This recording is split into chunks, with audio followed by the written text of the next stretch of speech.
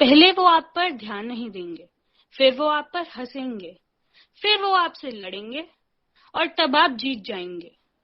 गांधी जी की इन अनमोल पंक्तियों के साथ उनके 151वीं वर्षगांठ के अवसर पर Durgabai Deshmukh college of special education और द ब्लाइंड रिलीफ एसोसिएशन के द्वारा आयोजित इस वेबिनार में उपस्थित सभी लोगों को मैं सुप्रभात कहती हूँ। 2 अक्टूबर हर साल अंतर्राष्ट्रीय अहिंसा दिवस के रूप में मनाया जाता है। गांधी जी की यादें आज भी हम सबके दिलों में प्रमुख एवं नए रूप में बरकरार हैं। इन्हीं यादों का फलसफा आगे बढ़ाते हुए मैं course director Durgabai Deshmukh college of special education doctor Swati Sanyal को आमंत्रित करती हूँ कि वे आकर अपना स्वागत भाषण दें और अपने विचार हम सबके समक्ष रखें। धन्यवाद भानु। सभी से मेरा नमस्कार।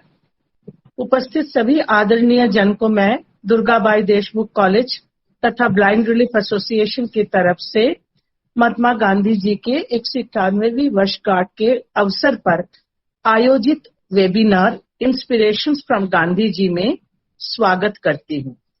मैं अपने स्टूडेंट्स को भी स्वागत करती हूँ। मेरे विचार में गांधी जी के ऊपर आज की चर्चा से प्राप्त जानकारी उनको उनकी विचारधारा, मेरे बच्चों को गांधी जी की विचारधारा को विद्यालय में प्रयोग करने में सहायता करेगी। भारत के किसी भी विश्वविद्यालय में अगर आप शिक्षण प्रशिक्षण की डिग्री हासिल करने के लिए चले जाएं, तो आपको निश्चित रूप से गांधी जी के शैक्षिक दर्शन के बारे में पढ़ना ही होता है। आप लोगों ने भी पढ़े हैं, याद भी होगा आपको कुछ बातें। उनकी बेसिक एजुकेशन की बातों पर आप एक बार गौर कीजिए, ध्यान दीजिए। देखिए आप कैसे उन्होंने क्राफ्ट सेंटर्ड अप्रोच के बारे में बोले थे, और क्राफ्ट सेंटर्ड अप्रोच से आपको पता है एक डिग्निटी ऑफ लेबर, एक वैल्यू ऑफ सेल्फ सफिशिएंसी, एक हमारे लोकल कल्चर को स्ट्रेंथन करने की भावना हमारे अंदर बढ़ता है। इसके साथ साथ फ्री कंपलसरी एजुकेशन के बारे में 7 से 14 साल के बच्चों के लिए, इसकी भी जिक्र उन्होंने किया था। In addition mother tongue as a medium of instruction, ideal citizenship, value education, flexible curriculum, ये सब बातें उन्होंने आज से इतने साल पहले हमारे अपने भारतीय संदर्भ में शिक्षा की रूपरेखा देते हुए बताए केवल नहीं थे, प्रैक्टिस भी करके दिखाए थे। हाल ही में जो प्रकाशित हुई है हमारी जो नेशनल एजुकेशन पॉलिसी 2020 में आप फिर इन्हीं विचारधारा की रिफ्लेक्शन पाएंगे। स्किल बेस्ड एजुकेशन की बात हम दोबारा कर रहे हैं, बार बार इसके ऊपर एम्फसाइज कर रहे हैं। वैल्यू बेस्ड एजुकेशन की बात कर रहे हैं, vocational skill training from school age, flexible curriculum, ये सारी जो उनकी चिंतन थी, पुनः आप हमारे नए एजुकेशन पॉलिसी में इसी के रिफ्लेक्शन देख रहे हैं। इसका मतलब है इसकी आज भी उतनी प्रासंगिकता है, उतनी आवश्यकता है। हाथों से काम करेंगे, लर्निंग बाय डूइंग के ऊपर उनका बहुत ज्यादा एम्फेसिस था। गांधी जी आत्मनिर्भर विद्यालय की जो संकल्पना किए थे, उसी की पुकार आज भी हम आत्मनिर्भर भारत बनाओ इस तरह से देते चले जा रहे हैं। और आप जो नई पीढ़ी है, हमने तो जो किया और जो ना कर पाया, आप लोग जो हैं इन सब चीजों को अगर ध्यान देंगे और अपने कार्यों में इसका प्रतिफलन दिखा पाएंगे विद्यालय में, तो इससे अच्छा और क्या हो सकता है। केवल शिक्षा दर्शन ही नहीं, उनसे हम जीने का तरीका भी सीख सकते हैं, जैसे सिंप्लिसिटी और पाथ ऑफ नॉन वायलेंस। छोटी छोटी चीजों में हम लोग आज कितने असहिष्णु हो जाते हैं, गुस्से पे आ जाते हैं।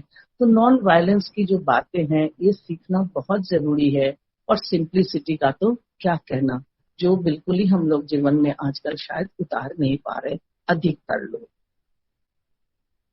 जब भी आपने देखा है विश्व भर में कोई भी ऑप्रेस्ड अपने लिए आवाज उठाए, अपने अधिकारों के लिए आवाज उठाए हैं, तो उसका परिणाम ब्लडशेड हो रहा है, हिंसा हो रही है, गुस्सा हो रहा है। जबकि गांधी जी ने केवल भारत को ही नहीं, पूरे विश्व को नॉन वायलेंस का संदेश दिए हैं, सिखाए हैं। उनका केवल कहना नहीं था, उन्होंने अपने जीवन के माध्यम से ये जानकारी, ये संदेश हम तक पहुंचाए हैं। How we can resist injustice without violence. कितनी बार कितने अलग अलग उनके सत्याग्रह या आंदोलन से उन्होंने हमको दिखाए हैं। अगर कहीं वायलेंस मुझे लगता है समझ में आता है उन्होंने किया है, वो अपने प्रति किए हैं, खुद को कष्ट दिए हैं लेकिन दूसरों को नहीं दिए हैं। ये हमारे दुर्भाग्य है कि हम इससे शायद कुछ सीख नहीं पाए हैं। मुंह से बोलते बहुत कुछ है, शायद अपने जीवन पे उतार नहीं पाए हैं। तो एक बार फिर हम इस तरफ अपना ध्यान को अगर ले जाएं तो कितना अच्छा होगा। इसको अगर हम जीवनचर्या में ला सके तो कितना अच्छा होगा। उनका life long struggle against practice of untouchability किसने ना पढ़ा हो, हम सब ने पढ़े हैं, हम सब ने जाने हैं, लेकिन आज भी न्यूज़पेपर खोलते हैं तो हाथरस जैसी घटनाएं हमारे सामने आते हैं।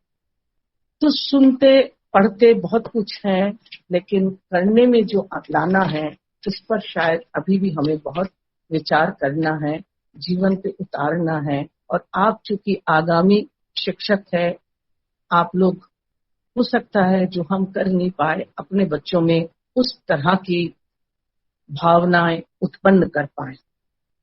जब हम पूरे विश्व में धर्म के नाम पर, भाषा के नाम पर लड़ रहे हैं, हम उनसे सीख सकते हैं कैसे उन्होंने रिलीजियस प्लुरलिज्म को, लिंग्विस्टिक प्लुरलिज्म को नर्चर किए थे। He was a practising Hindu, लेकिन सभी धर्म पर समान आदर उनका था। सभी धर्म को उन्होंने समान रूप से आदर करते थे। एनवायरनमेंट के प्रति सजगता, स्वच्छता के बारे में हम सब जानते हैं कितना ध्यान था उनका, खुद करके दिखाते थे। रिसाइकलिंग ऑफ वेस्ट, किस किस विषय पे बात करूं, हर तरफ उनका समान ध्यान था। और कोई भी एक चीज हम सीखना चाहें तो हम उनको अपना गुरु जरूर बना सकते हैं, उनसे हम प्रेरणा ले सकते हैं। केवल भौतिक परिवेश की स्वच्छता नहीं, विचारों में स्वच्छता, ये भी हमें उनसे सीखने को मिलता है। He was always open to debate, argument, self reflection करते थे। उनकी पॉलिटिकल आइडियाज में भी ट्रांसपेरेंसी थी, जो कि बहुत जरूरी है, ट्रांसपेरेंसी मेंटेन करना। He made leaders out of his followers, nurtured them, persuaded them to join freedom struggle. Most of us, we are happy that we have reached a position. हम लीडर बन गए हैं, बहुत अच्छी बात है, लेकिन दूसरों को नर्चर करना, फॉलोअर्स को आगे बढ़ाना, ये भी एक बहुत बड़ी आवश्यकता है और जिन पर उन्होंने विशेष ध्यान दिया। उनके जीवन से हम जितना प्रेरणा ले सकते हैं उतना ही कम है। मुझे लगता है अभी आगे हम बहुत सारी ऐसी अनेकों बातों को सुनेंगे और उससे हम जीवन पे उतारने वाली प्रेरणा ले पाएंगे। अब ज्यादा कुछ और ना कहते हुए मैं आज की विशिष्ट अतिथि श्री आकाश आनंद जी को स्वागत करती हूँ। आप प्रसिद्ध सरद वादक पंडित विश्वजीत राय चौधरी जी के सुयोग्य शिष्य हैं। पंडित जी भी हमारे मध्य हैं, आपको भी मैं स्वागत करती हूँ। ये हमारी परम सौभाग्य है कि आप हमारे संग हैं। आकाश आनंद जी IIT के स्नातक होते हुए भी संगीत में महारत हासिल कर रहे हैं, संगीत साधना पे भी समर्पित हैं। मुझे तो लगता है हमारे ट्रेनिस के लिए आप भी अनायास एक प्रेरणा स्रोत बन सकते हैं। पढ़ाई लिखाई के साथ साथ अपने पैशन को भी परस्यू किया जा सकता है, ये भी एक बहुत बड़ी बात है, सीखने लायक। मैं आपकी आभारी हूँ कि आज वाले जी के अनुरोध पर आप हमारे कार्यक्रम से जुड़े हैं। आज के अवसर पर आपसे हम गांधी जी के प्रिय भजन वैष्णव जन तो तेने रे कहिए जे पीर पराई जाने ले सुनने की इच्छा रखते हैं। सच्चा वैष्णव वही है जो दूसरों की पीड़ा को समझता हो, दूसरे के दुख पर जब वो उपकार करे तो अपने मन में कोई अभिमान न आने दे। गांधी जी स्वयं ही एक ऐसे वैष्णव जन के परम उत्कृष्ट उदाहरण है। एक बार पुनः मैं सभी आदरणीय जनों का स्वागत करती हूँ और विशेष रूप से अब मैं आमंत्रित करती हूँ आदरणीय आकाश जी को आज की कार्यक्रम के शुभारंभ उनके सरद वादन के साथ करने के लिए। धन्यवाद। स्वाति मैम, पुवाली मैम, बहुत बहुत धन्यवाद जो मुझे इस मंच पर बजाने का अवसर मिला। बहुत बहुत आभार है मेरा आप लोगों के ऊपर और मेरे गुरु के ऊपर जिन्होंने मुझे ये ज्ञान दिया और इस लायक बनाया कि मैं इस मंच पे कुछ सुना सकूं। साथ ही मैं आभार व्यक्त करना चाहता हूं प्रशांत भैया का, जिन्होंने इस कार्यक्रम के लिए तबला बजाया और जो अभी आप जो तबले की संगत सुनेंगे वो उन्होंने ही बजाई है, तो इसके लिए बहुत बहुत धन्यवाद उनका। बिना विलंब किए मैं शुरू करना चाहता हूं। पहले वैष्णव जन तो बजाऊंगा और फिर उसके बाद रघुपति राघव राजाराम, दोनों ही गांधी जी के बहुत ही प्रिय भजन थे। तो आशा है आप लोगों को अच्छा लगेगा। धन्यवाद। शुरू करता हूं।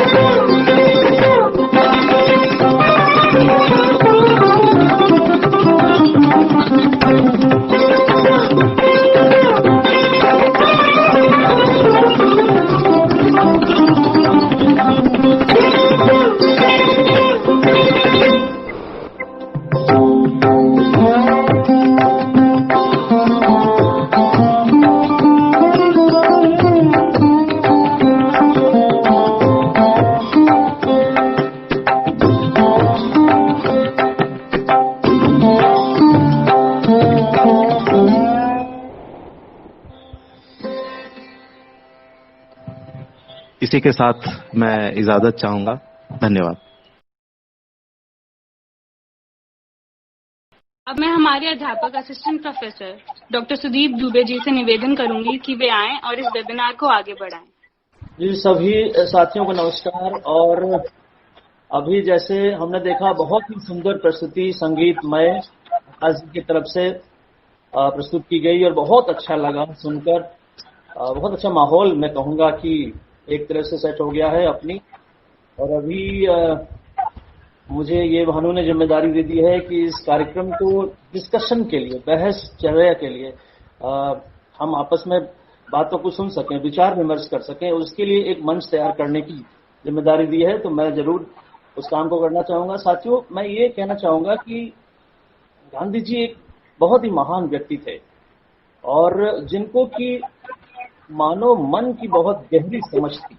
बहुत अच्छे से वो समझते थे कि मानव क्या, किस तरह से उसकी मन में क्या चल रहा है। अब मैं आपको बताऊं कि जब मैं छोटा बच्चा था, यानी कि 40 बरस पहले बात कर रहा हूँ, 40 बरस से मैं उनको सुन रहा हूँ, उनके विचारों को देख रहा हूँ और वो बहुत ही हमेशा से प्रेरणादायक रहे हैं। विचार हमेशा से कुछ न कुछ प्रेरणा देते रहे हैं।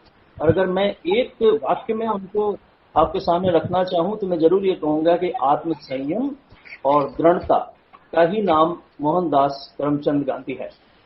उनकी लंबी कृशकाय देह में के भीतर पर्वत सरीखे इरादों का संकल्प बसता था।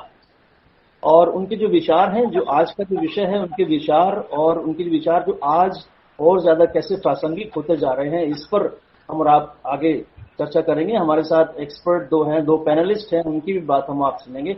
मैं केवल आपके सामने एक मंच बना देना चाहता हूं, आप समझिए एक प्लेटफॉर्म प्रस्तुत कर देना चाहता हूं। तो गांधी जी के विचार हैं, गांधी जी के विचारों में सत्य की बहुत बड़ी भूमिका है। सत्य क्या है? सत्य को हम यथार्थ के तौर पर मान सकते हैं, जो यथार्थ है वही सत्य है ना। सत्य मानव अपनी सभ्यता और जीवन की रक्षा के लिए उसको सत्य की बड़ी आवश्यकता है। हम अपने जीवन और अपने अस्तित्व को बनाए रखें, इसके लिए सत्य की बड़ी आवश्यकता है। ये बात और है कि आज के दौर में कई बार सत्य परास्त हुआ लगता है, सत्य परेशान दिखता है ना। आज हमें सत्य को सिद्ध करना पड़ता है। कई बार लोग सबूत मांगने लगते हैं कि भाई ये बात है तो सबूत दिखाइए। तो सबूत भी चलिए प्रस्तुत किए जाते हैं। तो सत्य जो है वो हमारे जीवन के लिए बहुत ही ये जो गांधी जी का विचार है, ये जीवन में बिल्कुल उतारने लायक बात है। सत्यवादी यदि कोई व्यक्ति है सत्य बोलने वाला, और अगर उसके संग संग उसमें विनय, विनम्रता, इस तरह विनयशीलता और विनम्रता, इस तरह के गुण अगर आ जाएं तो उसका व्यक्तित्व मिसाल हो जाता है। जैसे गांधी जी के बारे में, गांधी जी का व्यक्तित्व जो है, जैसे जैसे समय आगे बढ़ेगा आप देखिए उनके विचार और ज्यादा प्रासंगिक होते जाएंगे। और इस सत्य पर चलने के लिए, सत्य के आग्रह के लिए गांधी जी का कहना है कि अहिंसा बहुत जरूरी है। अहिंसा अनिवार्य है। अहिंसा के बगैर सत्य की साधना नहीं की जा सकती। अभी अहिंसा क्या है? हिंसा की अनुपस्थिति ही अहिंसा नहीं है, बल्कि गांधी जी का विचार है कि यह एक कठोर साधना है और इसके लिए बहुत साहस की आवश्यकता होती है। और सत्य की जो राह है, सत्य का जो रास्ता है, वो अहिंसा के माध्यम से प्रशस्त होता है, ऐसा गांधी जी का कहना है। प्रेम और अहिंसा, प्रेम पर और गांधी जी ने विचार प्रस्तुत किए हैं। प्रेम और अहिंसा, जब हम अहिंसक हो जाते हैं और अहिंसा इन ट्रू सेंस से हो जाते हैं, तो उनका संबंध जो आपस का है वो बिल्कुल माँ और शिशु की तरह है। बहुत ही निश्चित प्रेम है। और उसमें मैं और आगे थोड़ा विचारों को ले जाना चाहूंगा कि ये और सत्य को ईश्वर के बराबर रखा गया। सत्य ही ईश्वर है ना। अब ईश्वर क्या है? तो ईश्वर के बारे में ऐसा कहा जाता है कि ईश्वर हमारा नियंता है। नियंता माने कि जो हमारी दिशा हमको देगा, जीवन की जो दिशा निर्धारित करेगा, हमारे लिए नियम कानून जो बनाएगा, उसके बारे में हम कहते हैं कि वो ईश्वर है। सत्य ही ईश्वर है ना। और ईश्वर जो है, ईश्वर के बारे में ऐसे कहा जाता है कि ईश्वर बधिर नहीं है। बधिर, और ऐसा है कि ईश्वर सब देख सकता है, सब सुन सकता है। तो ईश्वर के सामने जब हम कोई अपनी बात रखते हैं तो हमको जोर से बोलने की, चिल्लाने की आवश्यकता नहीं है। मुझे लगता है कि यदि हम शांत मन से आंख बंद करके अपनी बात रखें तो ईश्वर से बिल्कुल रूबरू हुआ जा सकता है, हम उन तक अपनी बात पहुंचा सकते हैं। तो ये है ईश्वर। और भी थोड़ा आगे विचार करेंगे। और नियंता की बात मैंने कही, ईश्वर, तो आप देखें कि जो जैसे मैं परिवार की बात करूं तो परिवार में माता पिता हमारे नियंता हैं, तो उनमें भी हम ईश्वर का रूप देख सकते हैं। विद्यालय में जो हमारे अध्यापक हैं या हमारे जो प्रधानाचार्य हैं, उनमें भी हम अपना ईश्वर का रूप देख सकते हैं, क्योंकि वो हमको हमारे नियंता है, हमारे लिए नियम निर्धारित कर रहे हैं। किसी भी संस्था या देश में जो तमाम लीडर्स हैं, उनमें भी हम ईश्वर को देख सकते हैं। तो इसलिए जो ये बात कही जाती है कि ईश्वर हर प्राणी में, हर कण कण में व्याप्त है, तो मुझे लगता है ऐसे ही हम इस बात को मान सकते हैं कि सब जगह ईश्वर है, सब जगह ईश्वरता प्राप्त की जा सकती है। और गांधी जी के विचारों को आगे बढ़ाएंगे उन्होंने। और कई बार ऐसे देखिए, हमें ऐसे लग सकता है कि जो हमारा नियंता है, जो हमारी बात जो हम पर नियंत्रण कर रहा है, शासन कर रहा है, उसकी बात से हम सहमत नहीं है, तो उसके मान लीजिए वहां हम अपनी कोई बात रखना चाहते हैं, तो गांधी जी का कहना है कि यदि कोई अवज्ञा भी है, उसकी आज्ञा हम नहीं भी मानना चाहते, उनकी बात हम नहीं भी पालन करना चाहते, तो वो बड़ी ही सविनय होनी चाहिए। और आपको मालूम है कि सविनय अवज्ञा आंदोलन गांधी ने चलाया और नमक कर के खिलाफ किस तरह से पूरे भारत को उन्होंने एकजुट किया। एक पूर्ण स्वराज की बात जो है अहिंसक रूप से उन्होंने अहिंसा का सहारा लेते हुए किस तरह से पूरे समाज को, देश को उन्होंने, और बल्कि अंतर्राष्ट्रीय स्तर पर सभी जगहों पर उनका बहुत ज्यादा योगदान है। तो अगर अवज्ञा आपको करनी भी है तो सविनय होनी चाहिए, है ना। कोई चिल्लाना नहीं, है ना, कोई जोर से बोलना नहीं, आप अपनी बात को साधारण तौर पर भी रख सकते हैं। ये सब विचार गांधी जी के हैं। थोड़ा और आगे बढ़ेंगे तो अस्तेय, चोरी न करना, किसी और की सामग्री को उसको बिना बताए अपना न बना लेना, ये उनका विचार है। अपरिग्रह, आवश्यकता से अधिक संग्रह न करना, हमारी जो आवश्यकता है ना, उससे अधिक संग्रह नहीं करना चाहिए। अस्वाद, हमें अपने जो भोजन हम करते हैं उस पर भी बड़ा ध्यान देना होगा। भोजन हमारे शरीर के स्वास्थ्य के लिए होना चाहिए, न कि स्वाद के लिए होना चाहिए। जब कभी भी हम स्वाद पर बहुत ज्यादा जाएंगे तो आप देखेंगे हमारा स्वास्थ्य खराब होने लगता है और अंत में हम ब्रह्मचर्य का पालन नहीं कर पाते हैं। ब्रह्मचर्य के बारे में भी थोड़ा हमको समझना होगा। हमारी जितनी भी ज्ञानेंद्रियां हैं, इंद्रियां हैं जितनी भी हमारी, उन सब के नियंत्रण की बात है ब्रह्मचर्य। तो आप देखेंगे कि इन सब तमाम गांधी जी के विचारों से हम अपने जीवन को सुधार सकते हैं। और उन्होंने, आप देखिए, उनका एक आश्रम है, अभी भी था उनके समय में, और साबरमती नदी के किनारे एक आश्रम है, वहां पर उन्होंने खादी, एक उनका एक और विचार है खादी, है ना। वहां पर जो भी लोग रहते थे, यहाँ तक कि वो मरीजों की भी सेवा शुश्रूषा करते थे, वहां पर स्वयं करते थे।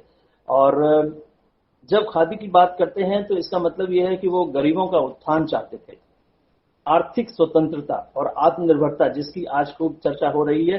तो मैं ये कहूंगा कि आज की जो हमारी जो नियंता हैं, जो सरकार हैं, वे भी हमें गांधी जी के ही विचारों से प्रेरित तमाम कार्यों को हम अपने सामने देख रहे हैं। जिस तरह से भारत में स्वच्छ भारत अभियान चलाया गया और हमने खुले में शौच से मुक्ति पा रहे हैं हम, है ना। और उसके हाल ही में अभी आपने देखा होगा कि कृषक उत्पाद व्यापार वाणिज्य अधिनियम 2020, किसान मूल्य आश्वासन समझौता कृषि सेवा अधिनियम 2020, आवश्यक वस्तु संशोधन अधिनियम 2020, किसानों की स्थिति से संबंधित जो 3 अधिनियम अभी संसद में पास किए गए, वे हमारी किसान की स्थिति को और आगे ले जाना चाहते हैं, उनकी आर्थिक स्थिति में सुधार करना चाहते हैं। यहाँ पर चूंकि गांधी जी की बात हो रही है, एक और व्यक्ति का मैं जिक्र करना चाहूंगा, यदि आपकी इजाजत हो, तो लाल बहादुर शास्त्री जी का। उनका एक नारा था, जय जवान जय किसान। तो जिस देश में जवान और किसान खुश होगा वो जरूर आगे तरक्की करेगा। तो हमारी सरकार ने, वर्तमान सरकार ने जवानों पर भी बहुत ज्यादा ध्यान दिया हुआ है। तो इन दोनों व्यक्तियों में एक कॉमनैलिटी ये है कि दोनों का जन्मदिन 2 अक्टूबर को ही है, तो उनका नाम भी यहाँ पर याद किया जा सकता है। तो किस तरह से गांधी जी के विचार आज भी हमारे जो नियंता हैं आज के, वे किस तरह से उस पर पालन कर रहे हैं। और मैं जरूर आपका ध्यान खींचना चाहूंगा कि अगर आज जो महामारी है, जो कोरोना काल जो चल रहा है, इसमें अगर गांधी जी होते तो वो क्या हमको संदेश देते, वो क्या हमारे सामने बात रखते, ये मैं जरूर आपके साथ शेयर करना चाहता हूं। जब भी हम ये विचार करते हैं कि गांधी जी के महामारी को लेकर क्या विचार होते, तो मुझे लगता है कि क्या उनको भी कोई महामारी का अनुभव अपने जीवन में रहा होगा। ऐसा लगता है कि उन्होंने इसको जरूर अनुभव किया होगा, तभी इतने अच्छे और अभी तक प्रासंगिक विचार वो प्रस्तुत कर पाते हमारे सामने। तो मुझे लगता है कि 1904 में जब वो साउथ अफ्रीका में थे, तो जोहान्सबर्ग में प्लेग की बीमारी वहां पर फैली थी, और उस समय आप देखेंगे कि उन्होंने वहां जो सिविल एडमिनिस्ट्रेशन था उसकी बहुत ज्यादा मदद की। जिस तरह से हमारे समय आजकल कोरोना वॉरियर्स जो है हमारी सहायता कर रहे हैं, हमारे लिए लड़ रहे हैं, इसी तरह से उन्होंने वहां अफ्रीका में प्रयास किया और उस महामारी का सामना किया। और 1918 में जब स्पेनिश फ्लू पूरे ही विश्व में फैला, भारत में भी बहुत ज्यादा उसका प्रकोप आया, तो उनको निजी क्षति हुई, पारिवारिक क्षति हुई, सामाजिक देश के स्तर पर बहुत क्षति गांधी ने स्वयं महसूस करी।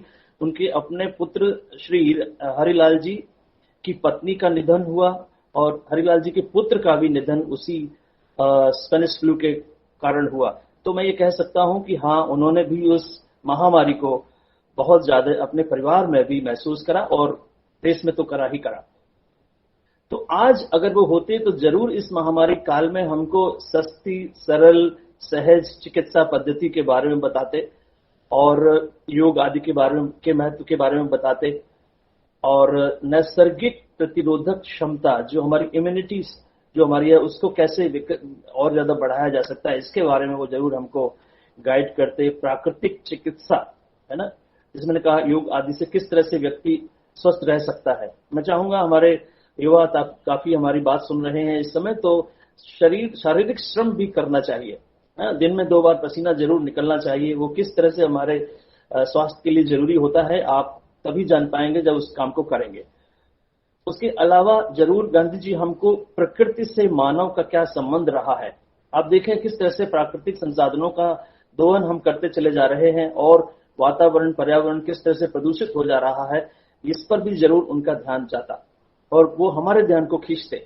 जरूर वो हमको आवश्यकता और कामना के अंतर को समझने के लिए कहते।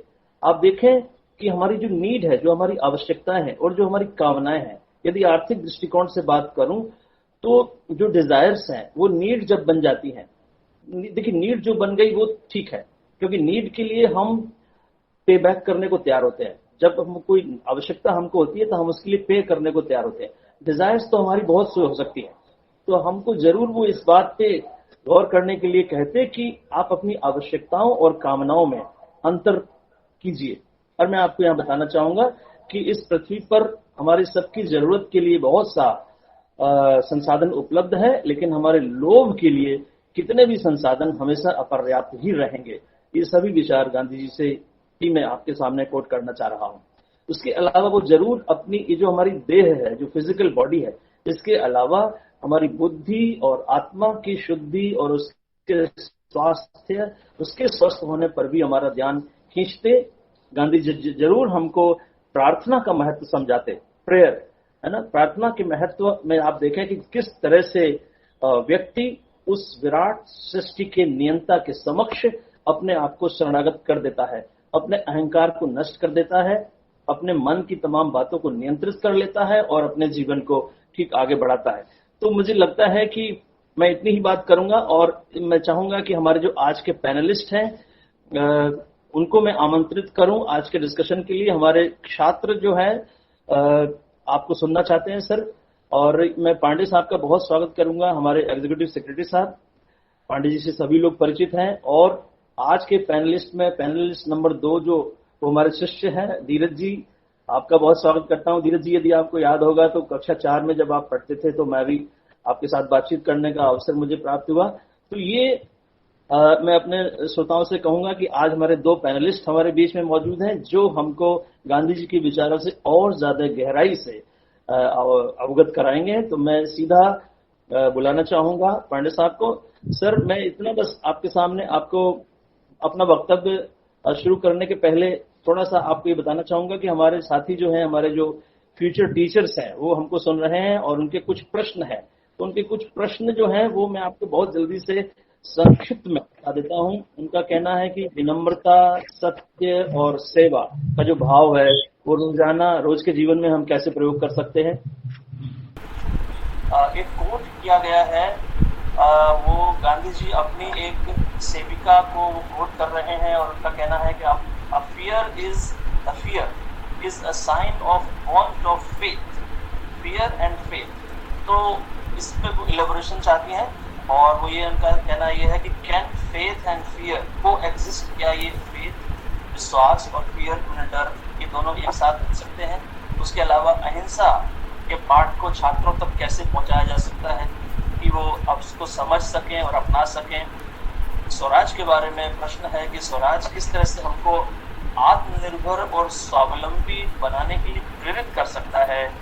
और एक प्रश्न है कि गांधी जी के दिव्यांग लोगों के बारे में क्या विचार है। तो कुछ इस तरह के प्रश्न है सर, इस पर इनके आलोक में मैं चाहूंगा आप अपनी बात रखिएगा। मैं बहुत स्वागत करता हूँ एग्जीक्यूटिव सेक्रेटरी साहब श्री कैलाश जी पांडे साहब का, और उसके बाद में बुलाऊंगा नीरज जी को। तो पांडे साहब आपका स्वागत है, आप अपनी बात को प्लीज रखिएगा। धन्यवाद। सबसे पहले तो एक डिस्क्लेमर की बहुत जरूरत है, क्योंकि जब सत्य की बात कर रहे हैं तो पहला तो मैं ये कहना चाहूंगा कि मैंने गांधी को बहुत पढ़ा है। गांधी का साहित्य न लिखते थे, इतने हर विषय पर उन्होंने अपने विचार व्यक्त किए हैं जिसको कि मेरे जैसा मामूली आदमी वो सब न मैं इतना पढ़ पाया हूँ। हाँ, मेरा इतना सौभाग्य रहा है कि मैं कुछ ऐसे लोगों से भी जुड़ पाया हूँ क्योंकि शायद गांधी के जीवन से उन्होंने अपने जीवन में भी उसको चरितार्थ। अब गांधी के विषय में हम इतनी बातें हम कर रहे हैं, मैं दो चीज कहना चाहूंगा। एक तो आपने वो सुना होगा, एल्बर्ट आइंस्टाइन ने गांधी जी के बारे में कहा था कि जब उनकी मृत्यु हो गई, उनका निधन हुआ, तो उन्होंने कहा कि आने वाली पीढ़ियां ये विश्वास नहीं कर पाएंगे कोई ऐसा व्यक्ति था हाड़ मास का पुतला जो इस दुनिया में चला। और ये बात काफी हद तक सही है और ऐसा होता भी है। ऐसे विलक्षण व्यक्तित्व जो हैं बहुत कम ही हमें देखने को मिलते हैं समाज को। तो ये भारत का सौभाग्य था कि गांधी जैसे व्यक्तित्व भारत में रहे और उन्होंने जो कुछ किया। तो अब गांधी जो है उनके विषय में बहुत कुछ कहा जाता है। गांधी जी ने हर विषय पर कहा है और हर विषय पर पिछली बात से अगली बात उन्होंने बदल भी दी है। तो जब उनसे पूछा गया कि आपकी कौन सी बात सही है, तो उन्होंने कहा जो दूसरी बात जो मैं कह रहा हूँ, जो आखिर में कहा है, उस बात को आप सही मानिए, क्योंकि तब तक मेरा अनुभव ज्यादा हो गया था और मैं शायद सत्य के और निकट पहुंचा। तो आइंस्टाइन की बात से कि ऐसा पुतला हाड़ मास का पुतला था, तो गांधी एक तरह से मैं कहूंगा कि एक अब व्यक्ति नहीं रह गए, एक तरह से मिथ हो गए हैं। जैसे हमारे यहाँ राम है, कृष्ण है, या मोहम्मद साहब थे, या ये लोग व्यक्ति थे, उनके बारे में इतनी बातें, इतनी चीज कही जाती है। मगर उनसे फर्क गांधी का इतना ये है कि गांधी ने इतना लिखा, उनके बारे में इतना लिखा गया, ये विशाल पूरा गांधी वाङ्मय जो है उसको आप पूरी जिंदगी भी पढ़ें तब भी आप नहीं कर पाए। तो मेरे लिए सबसे आसान क्या था, जो मुझे अचानक मैंने विनोबा के बारे में जानना शुरू, विनोबा भावे। तो विनोबा भावे जो गांधी कह रहे थे, उनकी कई चीजें समझ नहीं आती, वो विनोबा के कहने और करने में बहुत सी चीजें हमें समझ में आई। गांधी एक ऐसे युग से गुजरे थे जिसमें इस देश में वो राजनीति के जंगल से भी गुजर रहे थे और समाज के बीच में भी वो विपन्नताओं देख रहे थे, उसको भी वो देख रहे थे, उस पर भी अपना रिएक्शन दे रहे थे, अपनी प्रतिक्रिया दे रहे थे, अपने विचार सुझा रहे थे। मगर तीन बातें मैं अपने बात को, क्योंकि बहुत लंबी बात हो जाएगी, तीन बिंदु है जिस पर हम सोच सकते हैं गांधी के बारे में। एक तो सत्य, सत्य वो कहते हैं जो सत्य है वो तो टल नहीं सकता, वो सत्य जो है वो एक ही। मगर सत्य को देखने के कई एंगल हो जाते हैं, तो उसमें एक ही सत्य के, कभी सत्य के दो रूप नहीं होने चाहिए, मगर देखने वाले की दृष्टि से दो अलग उसके दृश्य उपस्थित होते हैं, जिसमें कि अक्सर विरोधाभास भी होता है, जो कि गांधी जी के जीवन पर बहुत से लोगों ने अलग अलग एंगल से देख करके उनके बारे में कहा और सुना है। इसके बारे में चर्चा खूब होती है आजकल, खासतौर पे व्हाट्सएप की दुनिया में तो बहुत कुछ चल रहा है। तो सत्य है। दूसरा कर्म, यानी कर्म जो वो सोचते करते थे उसको करते थे, करके आजमाते थे, और वही बात उनकी शिक्षा की जो सोच है उसमें भी वही थी कि पुस्तक का ज्ञान नहीं, कर्म से जो ज्ञान हासिल होता है वो टिकाऊ होता है, वही हमें चीज समझ आती है। आजकल पूरी पद्धति, शिक्षा पद्धति जो है वो केवल किताबों पर, पुस्तक पर आश्रित, पुस्तक जनित ज्ञान है, कर्म जनित ज्ञान नहीं है। तो ये एक दूसरा बिंदु था जिस पर मैं आप लोगों का ध्यान खींचना चाहता था। तीसरा अहिंसा है। अब इन्हीं तीनों बिंदुओं को बढ़ाएंगे तो गांधी के बहुत से दूसरे पक्ष भी उनके जीवन के हमारे सामने आते हैं और बहुत सारे प्रश्न रखे गए हैं। मैं नहीं समझता कि मैं इस योग्य हूं कि उनका मैं यथा योग्य आपको सही जवाब दे पाऊं या ऐसे जवाब दे पाऊं और जिससे कि आप संतुष्ट हो, मगर मेरा जो मानना है कि सत्य, कर्म और अहिंसा को अगर आप लेकर के चलेंगे तो बहुत सी चीजों का हल होगा। दूसरी चीज, एक मैं, क्योंकि मुझे मौका, मैं आपके जवाब नहीं दे रहा हूं मगर मैं कुछ अपनी बात कह रहा हूं, उसके लिए मैं क्षमा चाहता हूं, क्योंकि मैं आपके बहुत कठिन प्रश्न हैं जिनके जवाब देने के लिए मैं अपने को एक तरह से असमर्थ सा पा रहा हूं। संतुष्ट, आपको जो संतुष्टि दे सके। इस मौके पर मैं आपको ये भी बताना चाहूंगा कि गांधी ने एक पुस्तक लिखी थी, हिंद स्वराज। आपको मौका मिले कभी जिंदगी में जरूर पढ़िए, हिंद स्वराज जरूर पढ़िए। और वैसे तो हमारे बीआरए की लाइब्रेरी में, आपके कॉलेज की लाइब्रेरी में उसका ब्रेल वर्षन भी है, तो वो पढ़िएगा। तो उसमें गांधी ने इंडस्ट्री यानी उद्योगों पर, आधुनिक उद्योग पर, और जो राजनीतिक व्यवस्था है, पार्लियामेंट्री डेमोक्रेसी है, उस पर, और जो वकालत का धंधा है उस पर, और ऐसी बातें उन्होंने कही हैं और इतनी तीखी भाषा में, इतना तीखा उनकी आलोचना की है कि आप उसको जब किताब को पढ़ेंगे तो आप कहेंगे कि ये बुद्धा क्या बकवास कर रहा है, इसके बगैर दुनिया कैसे चलेगी। मगर पढ़ने के बाद अगर आप किताब से ध्यान हटा करके समाज को और आसपास चारों तरफ देखेंगे तो आप कहेंगे अरे यार बुद्धा सही कह रहा है, कुछ उसने गलत नहीं कहा।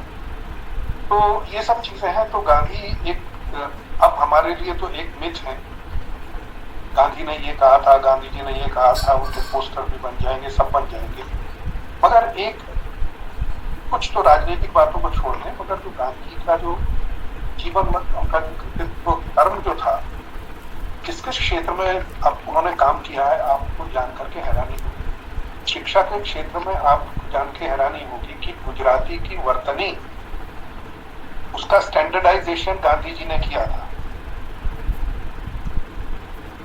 और जबरदस्त संपादक थे। शिक्षा में तो उन्होंने काफी बुनियादी शिक्षा का जो उन्होंने, तालीम का जो उन्होंने कॉन्सेप्ट रखा था, जिसको हम बीआरए में एक छोटे रूप में, एक आज के आधुनिक रूप में हम अपने यहाँ मल्टी स्किल ट्रेनिंग का जो हम प्रोग्राम कर रहे हैं, कभी आपको मौका मिले, क्योंकि आप तो यहाँ पर हैं, तो उस प्रोग्राम को समझने की कोशिश कीजिए कि हम किस तरीके से एक वयस्क दृष्टिबाधित व्यक्ति जो कि दुनिया में धक्के खा चुका है, जो कि स्कूल की उसकी पढ़ाई नहीं हो पाई है, उसकी या तो पढ़ाई, उसके स्कूल गया ही नहीं, या स्कूल में गया और कुछ चौथी पांचवी क्लास के बाद उसकी पढ़ाई बंद। तो हम कैसे, और इसी इसी ग्रुप में हमारे बहुत सारे ऐसे भी छात्र हैं जिन्होंने 10वीं 12वीं कर भी रखी है, और कैसे हम मिलकर के इनको साथ लेकर के कर्म से कैसे उनको सिखा रहे हैं, उसका एक छोटा सा प्रयोग हमारे यहाँ भी हो रहा है। मैं आपको आमंत्रित करता हूँ कि आप उसे कभी देखें और समझें कि क्या हो रहा है। तो मेरे ख्याल से आपको तो दुबे जी, आपने बहुत सारे प्रश्न मेरे सामने रख दिए। वैसे तो मुझे तो मेरी स्मरण शक्ति भी बहुत कमजोर है, तो मैं ज्यादा उत्तर तो नहीं दे पाऊंगा, मगर फिर भी अगर आप एक दो प्रश्न दोहरा दें, अगर मुझे लगता है कि मैं कुछ उसको बोलने लायक हूँ तो मैं कुछ कहूँ। जी जी, मैं सर छात्रों को ही आमंत्रित कर लेता हूँ। दीपाली, आप अपना प्रश्न पूछ सकती हो। यस सर, मेरा प्रश्न है कि हम गांधी जी के आइडियाज जो विनम्रता के हैं, सच और सर्विस के, अपनी रोजमर्रा की जिंदगी में कैसे अप्लाई कर सकते हैं, और क्या फेथ और फियर एक साथ एग्जिस्ट कर सकते हैं। एक और प्रश्न है कि गांधी जी ने कहा है आश्रम सिस्टर्स को अपनी एक बुक में selected letters of Gandhi ji कि all fear is a sign of want of faith. तो इस स्टेटमेंट को आप कैसे अभिव्यक्त करना चाहेंगे? ये बड़ा कठिन प्रश्न है फेथ और फियर के बारे में। मैं इसका ज्यादा उत्तर आपको नहीं दे पाऊंगा। और दूसरा आपका प्रश्न क्या था, मुझे बताइए। मैं आपसे बिल्कुल ईमानदारी से कह रहा हूं कि मैं इतना पढ़ा लिखा आदमी नहीं हूं, तो मेरे पास जी हाँ सर, हम गांधी जी के आइडियाज विनम्रता के, सच के। देखिए, सच और विनम्रता ये तो स्वभाव की बात होती है। गांधी जी अगर कहें कि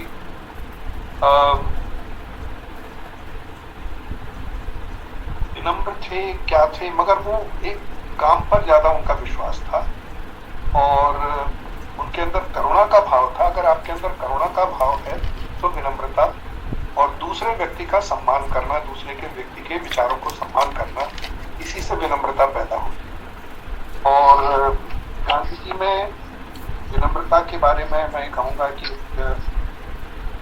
कहीं पर किसी सभा में अंग्रेज लोगों ने गांधी और अम्बेडकर को सामने किया और उन्होंने जाति व्यवस्था पर अम्बेडकर जी ने, जैसा उनका था, उन्होंने बहुत ही जबरदस्त क्रिटिसाइज किया कि हजारों सालों से एक कुछ जाति के लोगों को दबाया गया है और उनके साथ ये अत्याचार किया गया है। तो जवाब में, और उन्होंने काफी मतलब उन्होंने कठोर शब्दों का भी प्रयोग किया। तो गांधी जी से कहा गया कि आप जवाब दीजिए, तो गांधी जी ने सिर्फ एक वाक्य कहा कि अम्बेडकर जी ने जो कहा है ये सब सत्य, मैं इसके आगे कुछ। तो सुनने की क्षमता हमें होनी चाहिए और इससे मैं समझता हूँ विनम्रता भी पैदा होती है। दूसरे का सम्मान करके ही हम विनम्रता पैदा कर सकते हैं। जहां तक आपने डर और फेथ को, मैं इन दो चीजों को जोड़ नहीं पा रहा हूं, मगर गांधी जी के बारे में ये तो तय था कि बचपन में, जैसा उन्होंने खुद भी लिखा, कि मैं बड़ा डरपोक था। गांधी जी बहुत डरपोक थे। उनका डर निकला, बल्कि उनकी जब पहली बार जब उनको अपने वकालत में अपनी पैरवी करने के लिए खड़ा होना पड़ा, तो खड़े हुए उनके मुंह से एक शब्द नहीं निकला और वैसे ही बैठे, इतने डर। मगर उन्होंने डर को अपने अंदर से निकाला। उन्होंने अपने अंदर से ही नहीं निकाला, बल्कि पूरे भारत में जो गुलाम था, सैकड़ों सालों से गुलामी में लोग जी रहे थे, जो लोग घर से बाहर नहीं निकल सकते थे, उन लोगों को उन्होंने सत्याग्रह में शामिल किया। इसमें महिलाएं भी थी और हिंदुस्तानियों का डर, जो अंग्रेजों के प्रति जो डर था, उस डर को भी निकाल दिया और लोग बाहर सड़कों पे आ गए और वो उन्होंने स्वतंत्रता आंदोलन में व्यापक रूप से भाग लिया। तो डर के विषय में तो मैं यही कहूंगा कि गांधी जी ने बहुत बड़ा काम किया था। पूरे हिंदुस्तानियों के मन से गोरों का डर भगा दिया, जिसके उदाहरण आप चंपारण से शुरू करेंगे। शुरू में कोई बोलते नहीं थे, धीरे धीरे वो जो नीलहों के अत्याचार से लोग अपनी बात भी नहीं कह पा रहे थे, तो उन्होंने कैसे जा करके गांव जा करके उनकी जो की शिकायतें थी गोरों के प्रति, डीलरों के अगेंस्ट विरोध में, वो सब उन्होंने दर्ज की और इस तरीके से उन्होंने जगह जगह पर ये किया है। तो विषय में तो मैं इतना ही कहूंगा। श्वेत, ये थोड़ा मुश्किल चीज है, इस पर मैं नहीं कहने पाऊंगा जी। और बताइए क्या क्या है? अनुपम, आप अपना क्वेश्चन पूछ सकती हैं। सर, मेरा क्वेश्चन है, एज टीचर हम कैसे अपने बच्चों को, मतलब गांधी जी का जो नॉन वायलेंस का प्रिंसिपल है, वो कैसे सिखा सकते हैं कि वो उसकी इम्पोर्टेंस को समझे और अपने जीवन में उसको इम्प्लीमेंट भी करें? देखिए, शिक्षा तो हमारे यहाँ बहुत चलती है, किताबों में भी लिखा है, तमाम धर्म ग्रंथ हैं, न मालूम क्या कुछ लिखा गया है, बावजूद उसके हम वही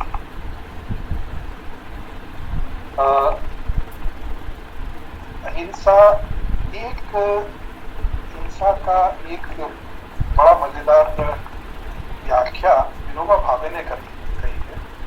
तो उन्होंने कहा है कि कहीं उपनिषदों में आया है कि हिंसा या युद्ध, उसका एक अर्थ है मम सत्य, यानी जो मैं कह रहा हूं वो सही है, जो तुम कह रहे हो वो सही। वो कहता है कि जो मैं कह रहा हूं वो सही है, इसमें आपस में टकराहट। अब इसमें बीच में सत्य आ जाता है। अब प्रश्न ये है कि हम कक्षा में कैसे इस तरीके से इस चीज को लागू करें। तो इसके बारे में एक मैं और थोड़ा सा रास्ते से हट के मैं एक और बात कहना चाहूंगा कि अगर हमारे छात्र अपने से ज्यादा अपने साथी के बारे में सोचें, उसके लिए कुछ करने की सोचें, तो ये एक छोटा सा एक्सपेरिमेंट है जिससे कि दूसरे के प्रति अहिंसा, एक तो ये होता है कि जब आप दूसरे के लिए कुछ काम करते हैं, दूसरे का काम करते हैं, तो आप अपना स्वार्थ बिल्कुल भूल जाते हैं। अपना स्वार्थ न हो करके आप एकदम से निस्वार्थ हो जाते हैं, और जो निस्वार्थ व्यक्ति होगा वो कभी अहिंसक नहीं होगा। तो छोटी छोटी चीजों में एक दूसरे की मदद करना, ये अपने मन से करें। ऐसे आपको शिक्षा इस तरह से बच्चों को इस तरीके से बताना पड़ेगा ताकि इसको खुद एक्सपेरिमेंट करके महसूस करें और वो अपने कर्म के द्वारा, अपने एक्सपेरिमेंट के द्वारा इस चीज को खुद सीखें, जाने, कन्विंस। देखिए, बड़े लोग तो सब कहते हैं भाई ये मत करो, झूठ मत बोलो। सबसे पहले झूठ बोलना कौन सिखाता है बच्चे को? उसके माँ बाप ही सिखाते हैं। वही कहते हैं झूठ मत बोल, झूठ बोल रहा है। ये झूठ शब्द और असत्य की जो हम शिक्षा देते हैं, सबसे पहले हमारे बड़े लोग, हम ही लोग इसके दोषी हैं, न कि बच्चा को झूठ। तो इसी तरीके से अहिंसा के विषय में छोटी छोटी कुछ आप एक्सपेरिमेंट्स, छोटे छोटे तजुर्बे, क्योंकि आप अकेले एक टीचर की जिम्मेवारी ना हो, बल्कि छात्र भी आपस में सोच कर कुछ करें, तो मैं समझता हूँ कि बड़े सीखने का एक बड़ा प्रैक्टिकल तरीका आपको। धन्यवाद। मालूम नहीं आपके प्रश्न का ही उत्तर है कि नहीं है, मगर मेरे साथ धीरज जी भी हैं, वो भी मेरे ख्याल से कुछ कहना चाहेंगे, तो क्योंकि वो गांधी को बहुत पढ़ते हैं, मेरे से ज्यादा पढ़े हैं, और अगर धीरज जी भी इसमें अगर शामिल हो सकें तो बड़ा अच्छा लगेगा। जी सर, बिल्कुल। मैं धीरज जी को आमंत्रित करना चाहूंगा, और उनको आमंत्रित करने के पहले मैं ये कहूंगा कि धीरज जी JPN स्कूल के छात्र रहे हैं, और दिल्ली विश्वविद्यालय से उन्होंने कानून की पढ़ाई करी हुई है पास, और उसके बाद वो आजकल स्टेट बैंक ऑफ इंडिया में मैनेजर के पद पर काम कर रहे हैं। तो बहुत ही सफल व्यक्ति हैं, और उनका मैं स्वागत करता हूं और उनको बुलाता हूं कि वो आप आइए धीरज जी, और अपनी बात को रखिए। कुछ प्रश्नों को मैं रोक लेता हूं, सभी साथी चिंता न करें, आपको प्रश्न पूछने का अवसर मिलेगा। धीरज जी का स्वागत करता हूं मैं। आप सभी को नमस्कार, और जैसा कि सुदीप सर ने बताया, मैंने आईपी यूनिवर्सिटी से लॉ की पढ़ाई की है और आजकल स्टेट बैंक ऑफ इंडिया में असिस्टेंट मैनेजर के पर काम कर रहा हूँ। आप अपने विषय पर आते हैं। सबसे पहले तो आपको बधाई दे दूं कि इतना अच्छा इवेंट आप लोग कर रहे हैं। फिर अपनी बात को आगे बढ़ाता हूँ। सबसे पहले तो मैं आपसे ये कहना चाहता हूँ कि हम आजकल बहुत सुनते हैं दो शब्द, गांधीवाद और गांधीगिरी। तो मुझे लगता है कि गांधी ना तो गांधीवाद में है और ना गांधीगिरी में। गांधी केवल गांधी हैं। गांधी जी का व्यक्तित्व और जीवन बहुत व्यापक है। जैसा कि पांडे सर ने बताया, उनका खुद का लिखा साहित्य 100 खंडों में प्रकाशित हुआ है। हम में से कितने लोग हैं जिन्होंने 100 किताबें भी आज तक पढ़ी होंगी। आज हम टेक्नोलॉजी के ज़माने में जी रहे हैं। एक दूसरे से संपर्क साधना हमारे लिए बहुत आसान है। दुनिया बहुत छोटी इस टेक्नोलॉजी ने बना दी है।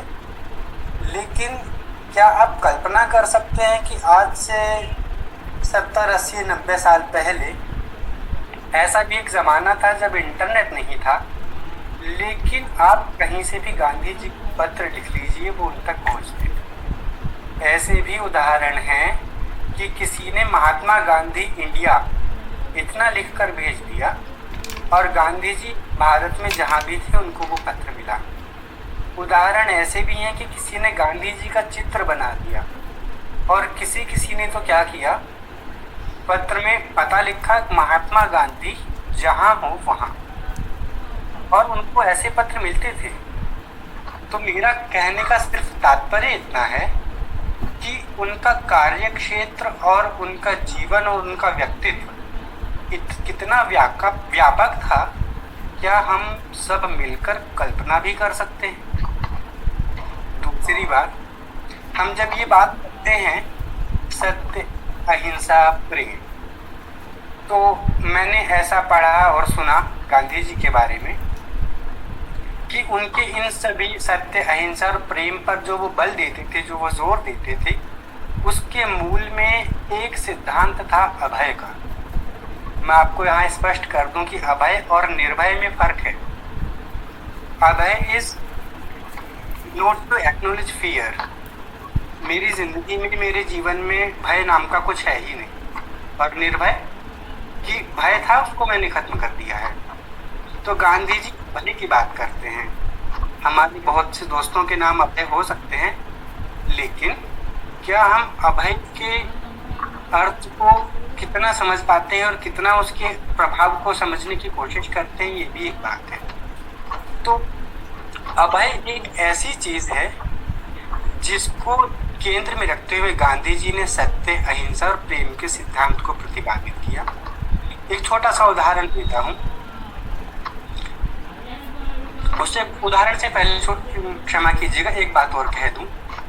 गांधी जी की पूरी जिंदगी एक प्रयोग है।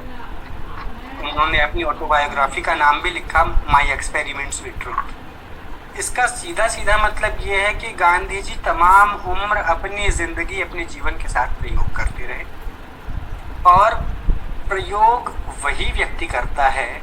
इस बात पर मैं आपका ध्यान चाहता हूँ कि प्रयोग वही व्यक्ति करता है जिसको इस बात का एहसास हो कि मैं अमुक चीज को नहीं जानता हूँ।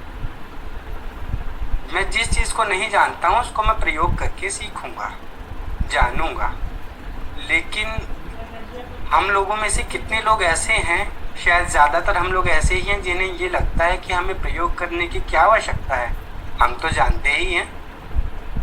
क्योंकि हम जानते ही हैं तो हम प्रयोग क्यों करें, हम अपनी जिंदगी को एक प्रयोगशाला क्यों बनाएं।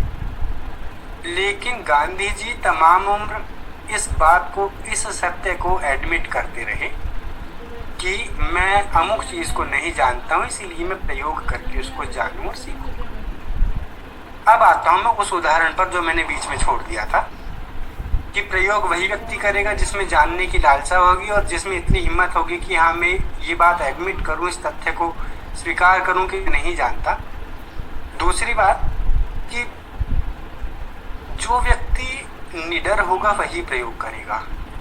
क्योंकि प्रयोग करने में रिस्क है। हम जितने भी साथी आज इकट्ठे हुए हैं, जो बीएड के छात्र हैं,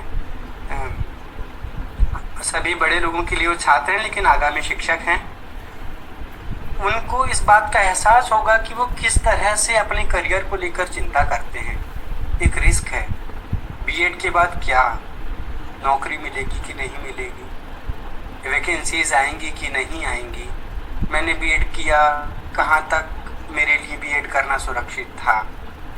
तो हमें अपने अंदर से उस डर को खत्म करना पड़ेगा, और डर को खत्म करेंगे तो हमें हमारा बीएड करने में मन लगेगा और हम उस बीएड से जो सीखेंगे उसको चरितार्थ कर पाएंगे।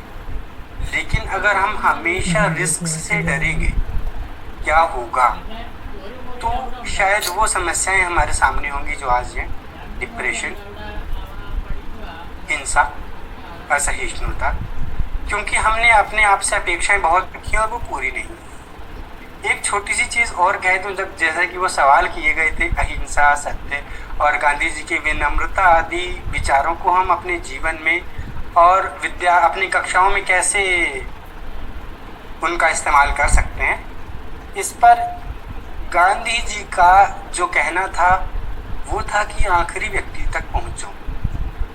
अगर कोई शिक्षक है तो आम तौर पर ये देखा जाता है कि जो प्रतिभाशाली होनहार विद्यार्थी हैं उन पर सबका ध्यान होता है, लेकिन जो बैक बेंचर है, बैक बेंचर पहली क्लास में भी बैक बेंचर ही था और वो 12वीं कक्षा तक भी बैक बेंचर ही रह जाता है।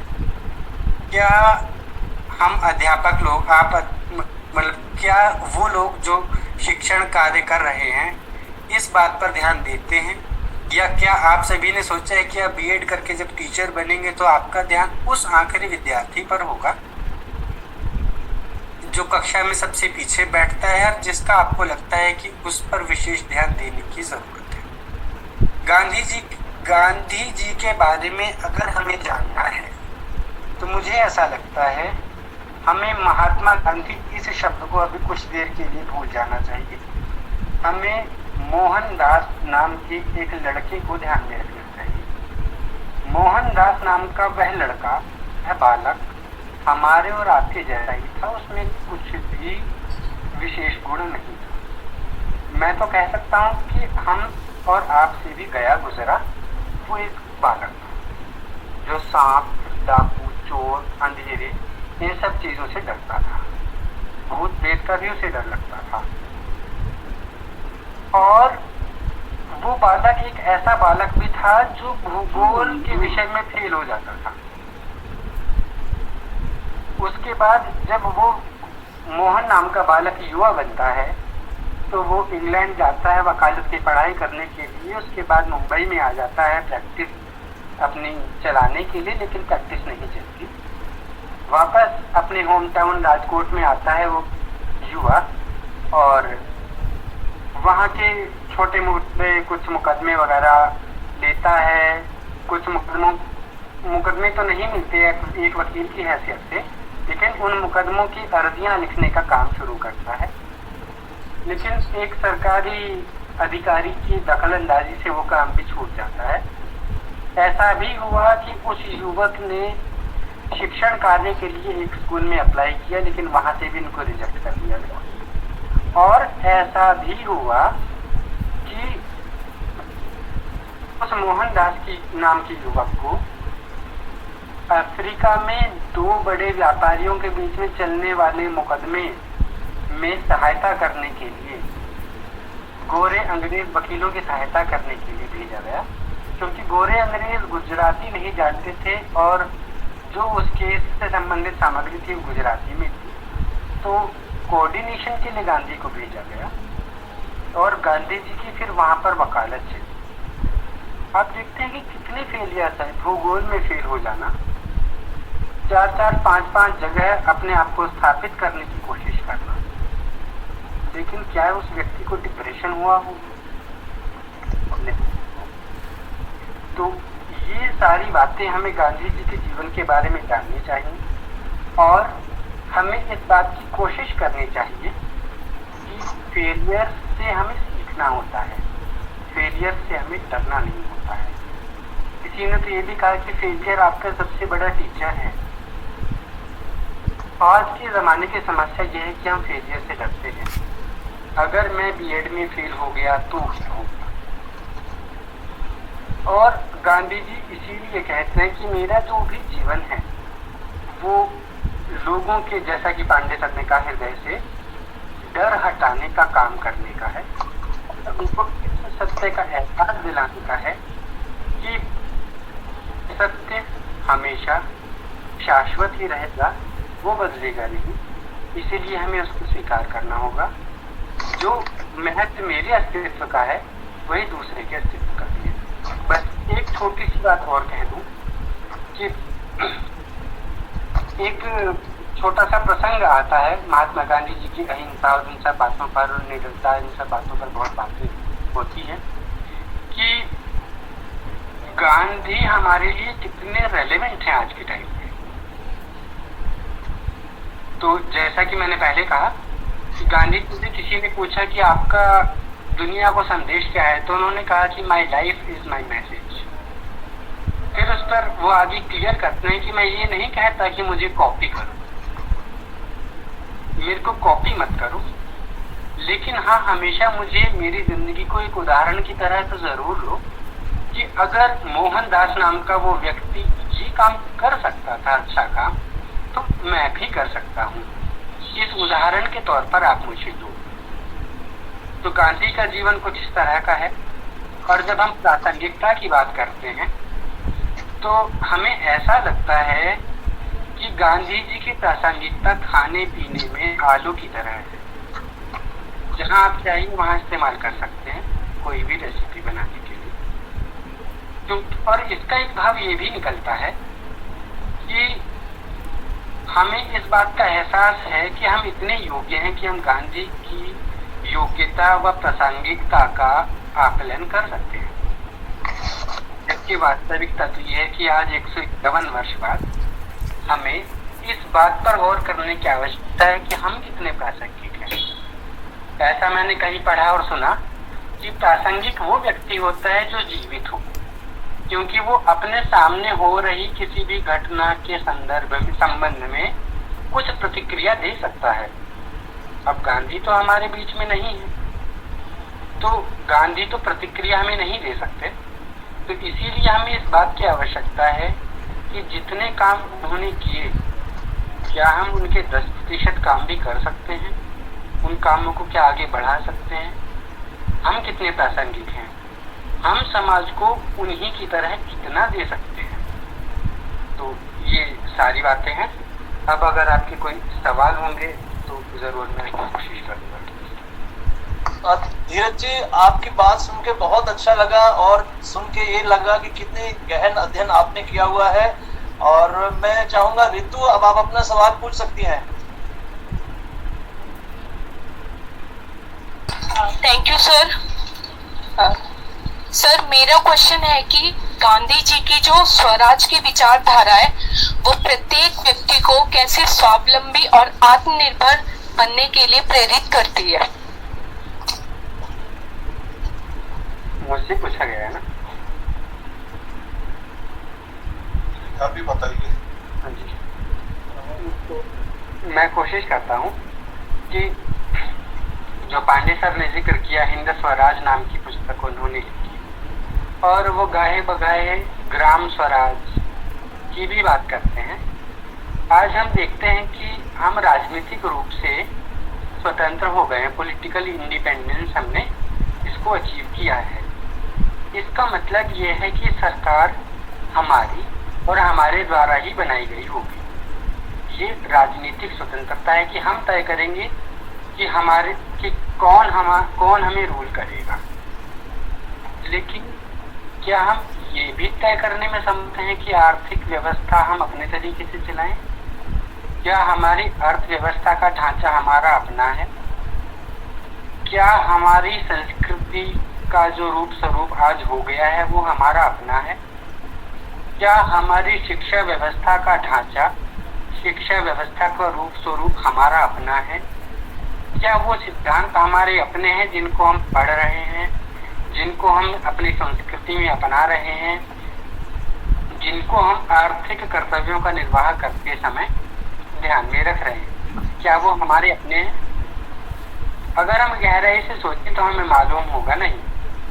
सिर्फ हमें राजनीतिक स्वतंत्रता मिली है जिससे कि हम बस इतना तय कर पाते हैं हमने वोट किसको देना है, लेकिन आर्थिक ढांचा, शैक्षिक ढांचा और सांस्कृतिक रूप स्वरूप, सांस्कृतिक जो हमारी जीवन शैली है वो हमारी लगभग अपनी नहीं रह गई है। तो जब हम स्वराज की बात करते हैं तो हम इस बात को भी ध्यान में रखते हैं कि एक गुलाम बनने के लिए आवश्यक है कि आप दूसरों के द्वारा स्थापित किए गए प्रतिमानों के आधार पर अपनी जिंदगी जिए। जो सेट ऑफ वैल्यूज या पैरामीटर्स दूसरों ने प्रेस्क्राइब किए हैं उनके आधार पर हम अपनी जिंदगी जिए, ये गुलामी का जीवन है। और स्वतंत्रता का जीवन है कि हम अपने द्वारा स्थापित आयाम प्रतिमानों पर अपनी जिंदगी जिए। जब हम गांधी की तरफ झांकते हैं तो मालूम चलता है कि गांधी जी ने अपने जीवन जीने के लिए अपने स्वयं के प्रतिमान स्थापित किए। उनकी सोच अर्थव्यवस्था को लेकर अलग है, संस्कृति को लेकर अलग है, शिक्षा को लेकर भी वो सोच नहीं है जो आमतौर पर देखी जाती है। मार्क्स सिक्योर कर लीजिए, आप टॉपर कहलाएंगे और हमारी जिंदगी में जिनके परसेंटेज स्कूल या कॉलेज में 95% से ऊपर है स्कूल में और कॉलेज में 60-70-80% से ऊपर है वो सब कुछ और उनसे कम से कुछ नहीं, ऐसा गांधी नहीं सोचते थे। अफ्रीका में उनका फिनिक्स नाम का जो आश्रम था वहां पर वो बच्चों का टेस्ट लेते थे और जो अच्छा परफॉर्म करते थे हमारी और आपकी दृष्टि से उनको वो कम अंक देते थे और जिनकी परफॉर्मेंस पुअर या अच्छी नहीं होती थी उनको वो ज्यादा अंक देते थे। बच्चों ने पूछा कि बापू ऐसा आप क्यों करते हैं? गांधी जी से पूछा कि आप ऐसा क्यों करते हैं? हमने तो बहुत मेहनत की है, अच्छे अंक हम लाए, अच्छा लिखा है। तो गांधी जी ने कहा कि आपको अच्छा लिखने के अंक नहीं दिए जा रहे हैं, आपको इस बात के अंक दिए जा रहे हैं कि आश्रम में आकर आपने कितना सुधार किया। तो जिन्होंने हमारी दृष्टि से कम अच्छी परफॉर्मेंस दी थी उनकी गांधी जी के हिसाब से उनकी परफॉर्मेंस अच्छी थी और जिन्होंने अंक बहुत अच्छे अर्जित करने की जिनकी मंशा थी, जिन्होंने अच्छा लिखा था, गांधी जी के हिसाब से उन्होंने मेहनत थोड़ी कम की थी, वो और मेहनत कर सकते थे। ऐसी संस्कृति को लेकर उनके विचार हैं। वो गांवों की तरफ देखते हैं। आर्थिक व्यवस्था को लेकर उनके विचार हैं, वो खादी और ग्राम उद्योग की बात करते हैं। और अब आप सोच सकते हैं कि ग्राम उद्योग के पीछे एक बहुत बड़ी अवधारणा उनकी थी। खादी हम सब सुनते हैं, चरखा हम सब सुनते हैं। चरखा और खादी के पीछे का उनका कहना था कि खादी के उद्योग में और चरखा काटने में, दूध काटने में किसी तरह का एक्सप्लॉयटेशन नहीं है, अहिंसा नहीं है, वो हिंसा नहीं है, माफ कीजिएगा, हिंसा नहीं है। और सबसे बड़ी बात, उनको लगता था कि अगर हम ग्रामोद्योग पर ध्यान देंगे तो महिलाओं का भी योगदान होगा। हमारी आधुनिक व्यवस्था में, हमारे आर्थिक प्रगति में महिला कितना योगदान है, लेकिन खादी और ग्रामोद्योग को बढ़ावा देने के पीछे गांधी जी की अवधारणा यही थी। तो मैं सिर्फ इतना कहना चाहता हूँ कि गांधी जी की ग्राम स्वराज या स्वराज की जो अवधारणा है वो आखिरी व्यक्ति से जुड़ने की है। और मैं अगर व्यक्तिगत रूप से बात करूं, जैसा कि सवाल किया गया था व्यक्तिगत जीवन में, तो गांधी जी सेल्फ रेगुलेशन और सेल्फ कंट्रोल्ड होने की बात करते हैं। हम जितने सेल्फ रेगुलेटेड और सेल्फ कंट्रोल्ड होंगे, इसका मतलब सिर्फ इतना है, मैं उतना ही खर्च करूंगा जितनी मुझे आवश्यकता है। इसके पीछे एक छोटी सी कहानी सुनाना चाहता हूँ। गांधी जी साबरमती नदी के पास में उनका आश्रम था। साबरमती नदी से एक लोटा पानी लिया, हाथ मुंह धो रहे थे, कुल्ला कर रहे थे। शायद नेहरू जी ने कोई कहता है कि किसी नगर सेठ पर, कोई कहता है कि नेहरू जी ने, तो ये स्पष्ट नहीं है। लेकिन किसी व्यक्ति ने उनसे कहा कि बापू ये क्या कर रहे हैं, इतनी बड़ी नदी आपके सामने बह रही है और आप कितनी कंजूसी के साथ थोड़ा सा पानी लोटे में देकर अपने हाथ मुंह धो रहे हैं, ये क्या बात है। तो गांधी जी का जवाब था कि ये नदी सिर्फ मेरे लिए नहीं बह रही है, ये बाकी सभी लोगों के लिए भी बह रही है। फिर एक और उदाहरण दिया जाता है कि काका साहब कालेलकर, आप सभी ने नाम सुना होगा। काका साहब कालेलकर को गांधी जी ने कहा कि मुझे दातून करनी है, आप एक लकड़ी का टुकड़ा पेड़ से तोड़कर ले आइए। वो एक टहनी तोड़कर लाए। तो गांधी जी ने उनसे सिर्फ इतना कहा कि मैंने आपको सिर्फ एक छोटा सा लकड़ी का टुकड़ा तोड़कर लाने की बात कही थी, आप इतनी बड़ी टहनी ले आए हैं, इसका आप और मैं क्या इस्तेमाल कर सकते हैं। तो जिसे हम आज के जमाने में कंजूसी कहकर मजाक उड़ाने की भी कोशिश करते हैं, उसी कंजूसी को उन्होंने स्वराज से जोड़ा कि मेरा स्वयं पर इतना नियंत्रण हो कि मेरी भावनाएं अगर मुझे कुछ भी करने को कहती हैं तो मैं अपनी सीमाओं को ध्यान में रखूं। मुझे लगता है आज के जमाने में हम अपनी सीमाओं को ध्यान में नहीं रख रहे हैं। परिणाम यह है कि हम कोरोना जैसी महामारी और तमाम तरह की उन समस्याओं से जूझ रहे हैं जो आज हमारे सामने हैं। तो स्वराज गांवों में आखिरी व्यक्ति तक पहुंचना, उसको सशक्त बनाना और व्यक्तिगत रूप से अपने आप को सेल्फ रेगुलेटेड और सेल्फ कंट्रोल्ड बनाना, ऐसा मुझे लगता है। तो शायद ये आपकी बात का जवाब हो। जी, मैं बीरबल जी से अनुरोध करूंगा। बीरबल जी, आप अपना प्रश्न पूछ सकते हैं। Thank you sir. मेरा प्रश्न है, दिव्यांग लोगों के प्रति महात्मा गांधी जी किस प्रकार के विचारधारा रहे हैं। केवल एक आचार्य शास्त्री का बारे में जो थोड़ा सा आता है, कुष्ठ रोग से जो पीड़ित थे उन लोगों के विषय में तो जरूर उन्होंने काफी सेवा की।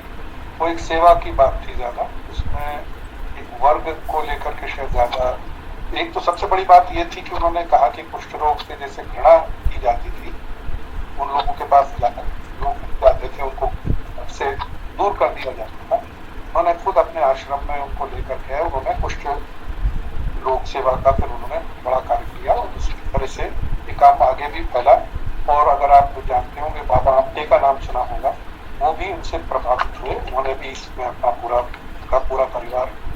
मगर दूसरी विकलांगता के बारे में मुझे कोई अभी स्मरण में नहीं आ रहा है।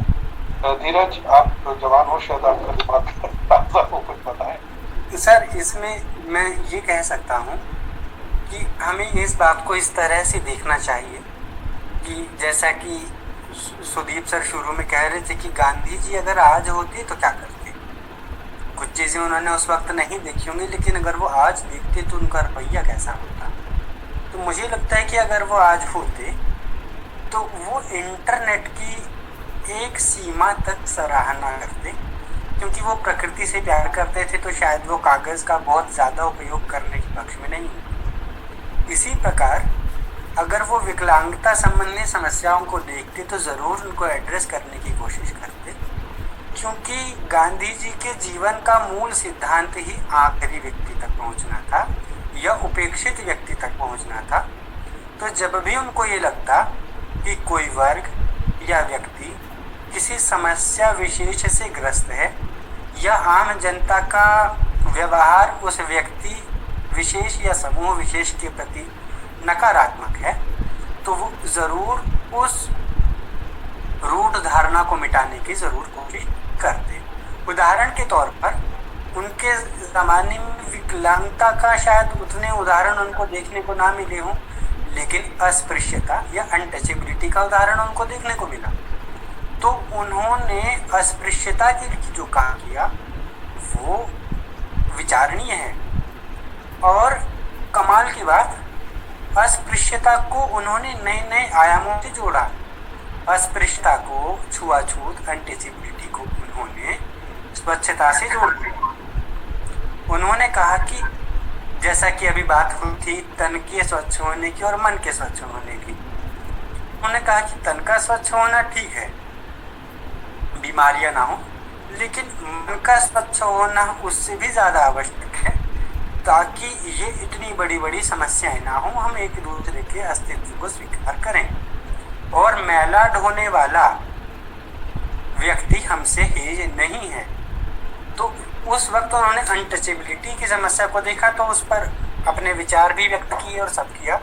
तो हमें ऐसा विश्वास रखना चाहिए या उनके जीवन से इस बात को समझना चाहिए कि वो अगर आज होते तो ज़रूर उन समस्याओं को ध्यान में रखते जो विकलांगता से संबंधित हैं।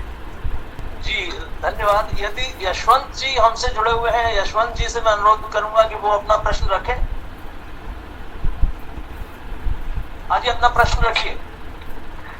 सर, मैं ये पूछना चाहता हूँ अपने पैनलिस्ट से कि कई बार ऐसा कहा जाता है, गांधी जी ने कहा कि पर उपदेश कुशल बहु तेरे जे आचरण थे नर न घनेरे।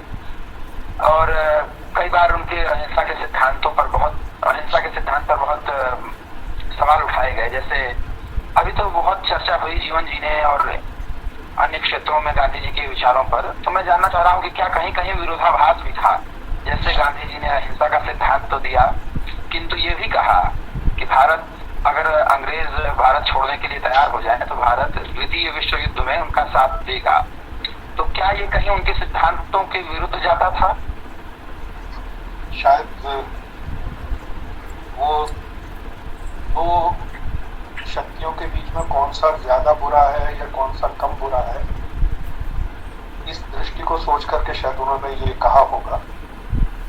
क्योंकि हिटलर ने जैसा कि यहूदियों के साथ और जो व्यवहार किया और जिस तरीके से और भी छोटे देशों को, जो इधर उधर के देशों को ले लिया उन पर, तो शायद मैं समझता हूँ कि उन्होंने कहा कि दो बुराइयों में से अब किसकी तरफ अगर जाना ही है तो किसको पहले खत्म किया जाए। तो उस युद्ध में उन्होंने अंग्रेजों का साथ दिया। प्रश्न ये उठता है कि उधर उन्होंने अहिंसा का रास्ता क्यों नहीं अपनाया। ये मुश्किल है जवाब देना। ये उनकी चॉइस जो उन्होंने की है, क्या वो अपने सिद्धांत से हट गए थे, इस पर मेरे ख्याल से धीरज आप इस पर कोई दृष्टि डाल सकते हैं या कोई और भी कह सकते हैं? सर, मुझे इस बारे में तो बहुत ज़्यादा मेरा अध्ययन नहीं है कि ये विश्व युद्ध में उन्होंने ऐसा क्यों किया या क्या उनके जहन में इस वक्त चल रहा था। लेकिन हाँ, दो तीन छोटी छोटी बातें मैं कह सकता हूँ। जैसा कि यशवंत सर ने कहा कि अहिंसा और ये सारी चीज़ें, तो 24 दिसंबर 1940 को हिटलर को गांधी जी एक पत्र लिख रहे हैं और उस पत्र में वो हिटलर को मित्र कहकर संबोधित कर रहे हैं कि मेरे दोस्त, मेरे प्यारे मित्र। और फिर वो उस लाइन को क्लैरिफाई कर रहे हैं कि देखो हिटलर, मैं तुम्हें मित्र इसलिए कह रहा हूँ तो कोई दुश्मनी नहीं है, इसीलिए मैं तुम्हें दोस्त कह रहा हूँ। हालांकि हिटलर का स्वभाव कैसा था, क्या ऐसा व्यक्ति गांधी जी से मित्रता कर सकता था, ये एक बात है। लेकिन गांधी जी के हृदय की विशालता कि वो कह रहे हैं क्योंकि मेरा कोई दुश्मन नहीं है इसलिए मैं आपको मित्र कह रहा हूँ। दूसरी चीज, वो हिटलर को समझाते हैं उसी पत्र में कि देखो हिटलर, युद्ध की विभीषिका को टालो, युद्ध मत करो, क्योंकि युद्ध करने में अगर तुम दूसरे की युद्ध रोकने में अगर तुम दूसरे की भलाई भी नहीं देख रहे हो तो तुम्हें अपनी भलाई तो देखनी ही चाहिए। देखिए कितने स्पष्टवादी थे, कितने खूंखार व्यक्ति से वो कैसी बात कह रहे हैं कि अगर तुम दूसरों के भले के लिए भी युद्ध नहीं रोकना चाहते तो कम से कम अपने भले के लिए तो युद्ध रोक दो। और फिर वो और स्पष्ट करते हैं कि देखो हिटलर, ऐसा मत समझना कि अगर तुम इस युद्ध में जीत भी गए तो ये साबित हो जाएगा, अगर तुम इस युद्ध में जीत भी गए ये साबित नहीं होगा कि तुम ठीक थे, इससे यही साबित होगा कि तुम्हारी विनाश करने की क्षमता ज्यादा। ऐसा उन्होंने कहा कि if you will win this war, it would never mean that you were on right side. It would mean that your power of destruction was greater. तो देखिए कितनी बड़ी बात वो समझा रहे हैं। और क्या आपको लगता है कि इस तरह का लेटर जब वो हिटलर को लिख रहे हैं, क्या उन्होंने अंग्रेजों से इस बात की गुहार नहीं लगाई थी कि आप युद्ध रोकिए? जो व्यक्ति तमाम उम्र अहिंसा का समर्थन करता रहा, अहिंसा के लिए तमाम उम्र जेलों में गुजारी, लाठियां भी खाई और सब कुछ किया, क्या वो बिल्कुल अपनी पूर्ण सहमति से अंग्रेजों को इस बात के लिए कह सकते हैं कि हम आपके वो साथ में रहेंगे, सेना देंगे, सहयोग आपको जरूर कहा हो, लेकिन उसके पीछे मुझे लगता है कि सिर्फ महात्मा गांधी नहीं रहे होंगे और भी बहुत सारे व्यक्ति और ताकतें नहीं होंगी जिनकी भूमिका या तो छिपी हुई है अभी तक, या फिर हम लोगों को उतना वक्त हम लोगों ने नहीं निकाला कि हम उन पहलुओं को भी देखें। बस एक छोटी सी बात और, देखिए साहब, अहिंसा इतनी ताकतवर चीज है, गांधी जी कहते हैं, क्या आपको लगता है कि कोई ऐसा व्यक्ति अहिंसक आंदोलन में शरीक हो सकता है जो डरपोक हो? मुझे मालूम है, मेरे सामने बहुत बड़ी संगठित ब्रिटिश सरकार है, उनके पास हथियार हैं, लाठियां हैं, बंदूकें हैं, और मेरे पास कुछ भी नहीं है, एक छोटा सा पत्थर कंकड़ का टुकड़ा भी नहीं है। मेरे हाथ में हथियार के नाम पे कुछ नहीं है और उनके सामने गोलियां हैं, मुझे भून सकते हैं, कुचल सकते हैं, लाठियां सब हैं, लेकिन मैं फिर भी उनके सामने खड़ा हूँ। आपको लगता है कि कोई हथियार साथ में रखने वाला व्यक्ति इतना निर्भीक हो सकता है? हम हथियार तब धारण करते हैं जब हमें सामने वाले से डर हो, लेकिन गांधी जी बिना कुछ हाथ में लिए इतने बड़े साम्राज्य के खिलाफ खड़े थे। और सबसे बड़ी बात, गांधी जी को उनकी एक महिला मित्र ने कहा कि देखो गांधी, तुम भारतीयों ने अपनी महिलाओं को उपेक्षित रखा है, उन महिलाओं का योगदान तुम्हारे आज़ादी के आंदोलन में नहीं। तो गांधी जी ने इस बात को ध्यान में रखा और उन्होंने कहा कि अहिंसक आंदोलन में इसीलिए मैं अहिंसा के साथ हूँ क्योंकि महिलाएं इसमें अपना योगदान दे सकती हैं। आपको लगता है कि एक बाल बच्चों को पालने पोसने वाली महिला, बुजुर्गों का ध्यान रखने वाली महिला, घर चलाने वाली महिला हथियार उठाएगी? नहीं। लेकिन वो महिला अहिंसक रूप से आज़ादी के आंदोलन में शरीक हो सकती थी। तो आप देखिए कि अहिंसा के पीछे की गांधी की अवधारणा विमेन इमेंसिपेशन की भी थी और उस साहस को उजागर करने की थी जो ये बता रहा था कि सामने वाले के पास सब कुछ है तुम्हें तहस नहस करने के लिए और हमारे पास कुछ नहीं है, लेकिन हम अपने आत्म बल से लड़ेंगे। तो ये एक मुझे लगता है बहुत ही सुंदर व्याख्यान हुआ है और समय की सीमा चूंकि ऑलरेडी हम लोग पार कर चुके हैं, इसलिए केवल एक प्रश्न मैं और लूंगा यदि इजाजत हो ऑर्गेनाइजर्स की। तो यदि मुकेश जी हमारे साथ है तो वो अपना प्रश्न पूछ सकते हैं। सर मेरा प्रश्न धीरज जी और पांडे सर दोनों से है। सर एक छोटा प्रश्न है। रामचंद्र दोहा इतिहासकार हैं और वो अपनी किताब फादर ऑफ द नेशन में लिखते हैं कि मार्गरेटर सेंगर जब महात्मा गांधी से मिलने आई तो उन्होंने महात्मा गांधी जी का 2 दिन तक इंटरव्यू लिया और महात्मा गांधी जी से सेक्स एजुकेशन और सेक्स पर भी उन्होंने बात की। महात्मा गांधी सेक्स को प्राकृतिक न मानकर वो ये मानते हैं कि जब हमें संतान की नीड हो तभी हम सेक्स करें। क्या आज का युवा इन विचारों को अपनाएगा? और दूसरा मेरा पांडे सर से सवाल है कि सर आपने दलितों के विषय में कहा कि गांधी जी ने दलितों को और तमाम लोगों को अपने साथ लेकर के चले। मुझे गांधी जी के विचारों में सहानुभूति दिखाई देती है क्योंकि गांधी जी दलितों को हरिजन कहकर के संबोधित करते हैं। हरिजन सर आज भी हमारे कॉन्स्टिट्यूशन में एक्सेप्टेबल नहीं है। तो इस पे सर आप दोनों क्या कहते हैं?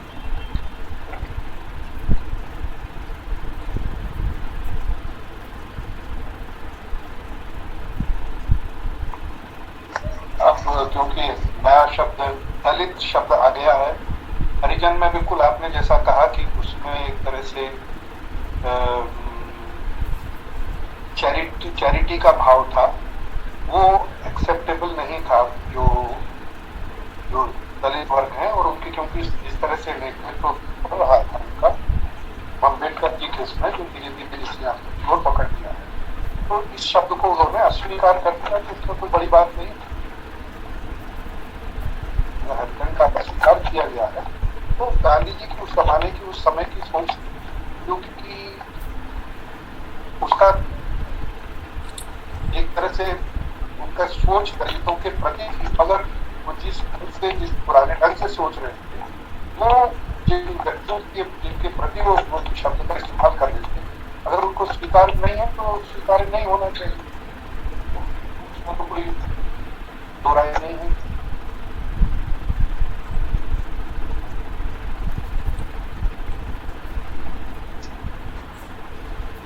बाकी जो सेक्स वगैरह के बारे में, ऐसे तो उनके एकादश व्रत हैं, क्योंकि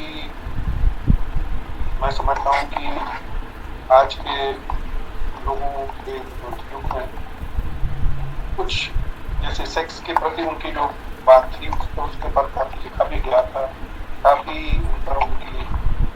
उनके बहुत सारे साथी जो थे उन्होंने भी उनके कुछ जो तजुर्बे थे उसमें उनका साथ छोड़ दिया था। तो इसमें कोई बात नहीं, अगर जो भी अगर लोगों को पसंद नहीं है, हाँ जैसे मुझे भी व्यक्तिगत रूप से पूछे तो मुझे भी वो चीज समझ में नहीं आई कि उस उम्र में ये सब करने की क्या जरूरत है। तो कुछ मामले में उनके सेक्स के प्रति विचार क्या थे, मगर एकदम स्वच्छंदता के भी वो खिलाफ थे, कि स्वच्छंद उसके तो हर समाज में हर समय किसी न किसी हर समाज में उसका विरोध होता आया है, क्योंकि जो चीज जितनी जब तक खप सकती है तब तक वो चल जब प्रोपोर्शन से ज्यादा हो जाती है, अनुपात से ज्यादा हो जाए तो वो चीज हानिकारक है। तो शायद गांधी जी का वो एक्सट्रीम उनका व्यू था, जैसे उनके बहुत सारे और लेकिन सर गांधी जी खुद अपनी बात पे अटिक नहीं रह पाए थे। वो 38 साल की उम्र में उन्होंने ब्रह्मचर्य ले लिया था, 37 से 38 साल की उम्र में, ऐसा रामचंद्र गुहा लिखते हैं। और उसके बाद उन्होंने 50 साल की उम्र में जब वो थे तो वो बताते हैं कि जो रविन्द्रनाथ टैगोर की भतीजी हैं सरला चौधरानी जी, तो उनके साथ भी उनके संबंध रहे थे, ऐसा भी वो वर्णन करते हैं मार्गरेटर सेंगर से जब वो इंटरव्यू करते हैं। बिल्कुल, देखिए साहब, उनके जीवन में ऐसी बहुत सारी, आखिर गांधी जी भी एक इंसान थे, ये तो आप मान के चलिए। वो कुछ अपनी तरफ से करने की सोच रहे थे, अपनी तरफ से उन्होंने अपने जीवन में कई एक्सपेरिमेंट किए, जैसा कि धीरज ने भी आपको बताया कि उन्होंने खुद ही कहा है, माय एक्सपेरिमेंट्स विद ट्रूथ। अब कितना लोग विश्वास करते हैं, कितना अविश्वास करते हैं, ये एक दीगर बात है। ऐसे तो उनके जीवन में बहुत से प्रसंग हैं कि खिलाफत मूवमेंट में उन्होंने क्यों साथ दिया, बोअर्स के युद्ध में दक्षिण अफ्रीका में जो था, उन्होंने कालों के खिलाफ जो गोरे लोग कर रहे थे उसमें गोरों के पक्ष में थे। ऐसे थे, जरूर पक्ष थे, जो कोई छूट नहीं, उन्होंने छिपाया भी नहीं है, उन्होंने स्पष्ट लिखा भी है। तो अब ये बात है कि हम क्यों ये प्रश्न पूछ रहे हैं, हम क्या जानना चाहते हैं, वो एक अलग बात है। वो प्रश्न करता है पर वो अपने से पूछना पड़ेगा कि मैं प्रश्न क्यों कर रहा हूँ। सर इनका सवाल ले लेंगे, बस एक छोटी सी चीज मुझे कहनी थी पांडे सर की बात थोड़ा सा आगे बढ़ाने के लिए, कि जैसा कि मुकेश भाई ने कहा कि गांधी जी ने कहा कि इतनी आवश्यकता हो ये सेक्स को लेकर उतना ही आदर नहीं, तो हम पहले भी इस बात पर जोर दे चुका।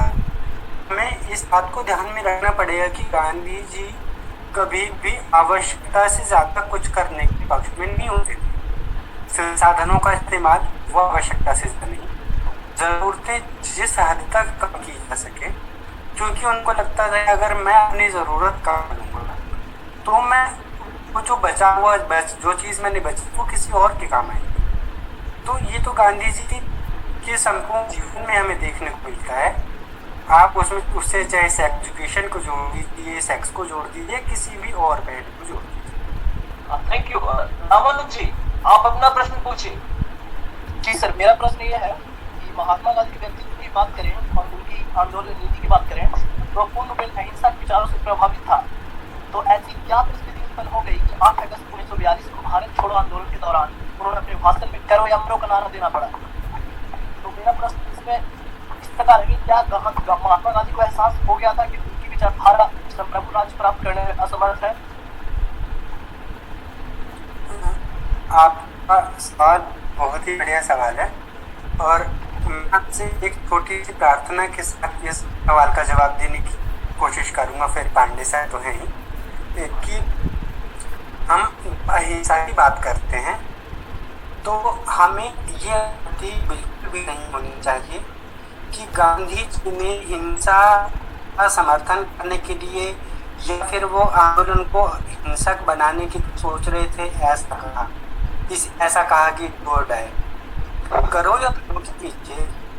अगर आप गांधी जी का साहित्य पढ़ेंगे तो आपको स्पष्ट रूप से जानने में आएगा कि गांधी जी अहिंसा को छोड़ने के पक्ष में कतई नहीं थे। उनका, जैसा कि मैंने पहले ही कहा कि गांधी जी और स्पष्ट रूप से ये कह रहे थे कि देखो अब विश्व का भी दौर है, हथियारों का हल खुले तौर पर हो रहा है और हमारे पास हथियार या फिजिकल स्ट्रेंथ उतनी नहीं है।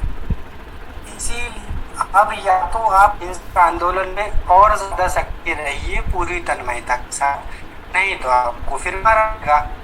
कहने का मतलब सिर्फ इतना था कि सक्रिय बनिए, एक्टिव बनिए। अगर एक्टिव आप नहीं रहेंगे तो अपने उद्देश्य में सफल नहीं होंगे, अपने लक्ष्य से भटक जाएंगे। तो ये बिल्कुल स्पष्ट रूप से वो कह रहे हैं कि अहिंसा को और ज्यादा मजबूती के साथ स्थापित कर लो, अदरवाइज तो हम अपने पद से हम पथभ्रष्ट हो सकते हैं। ऐसा स्पष्ट रूप से जानने में आएगा। हम कहते हैं करो या मरो, गांधी ने ये नहीं कहा था। डू एंड डाई ये ट्रांसलेशन है तो उन्होंने एक्सप्रेशन जिसका जो था अंग्रेजी में, और दरअसल जो उन्होंने गुजराती में जो लिखा है उसमें लिखा है करेंगे या मरेंगे।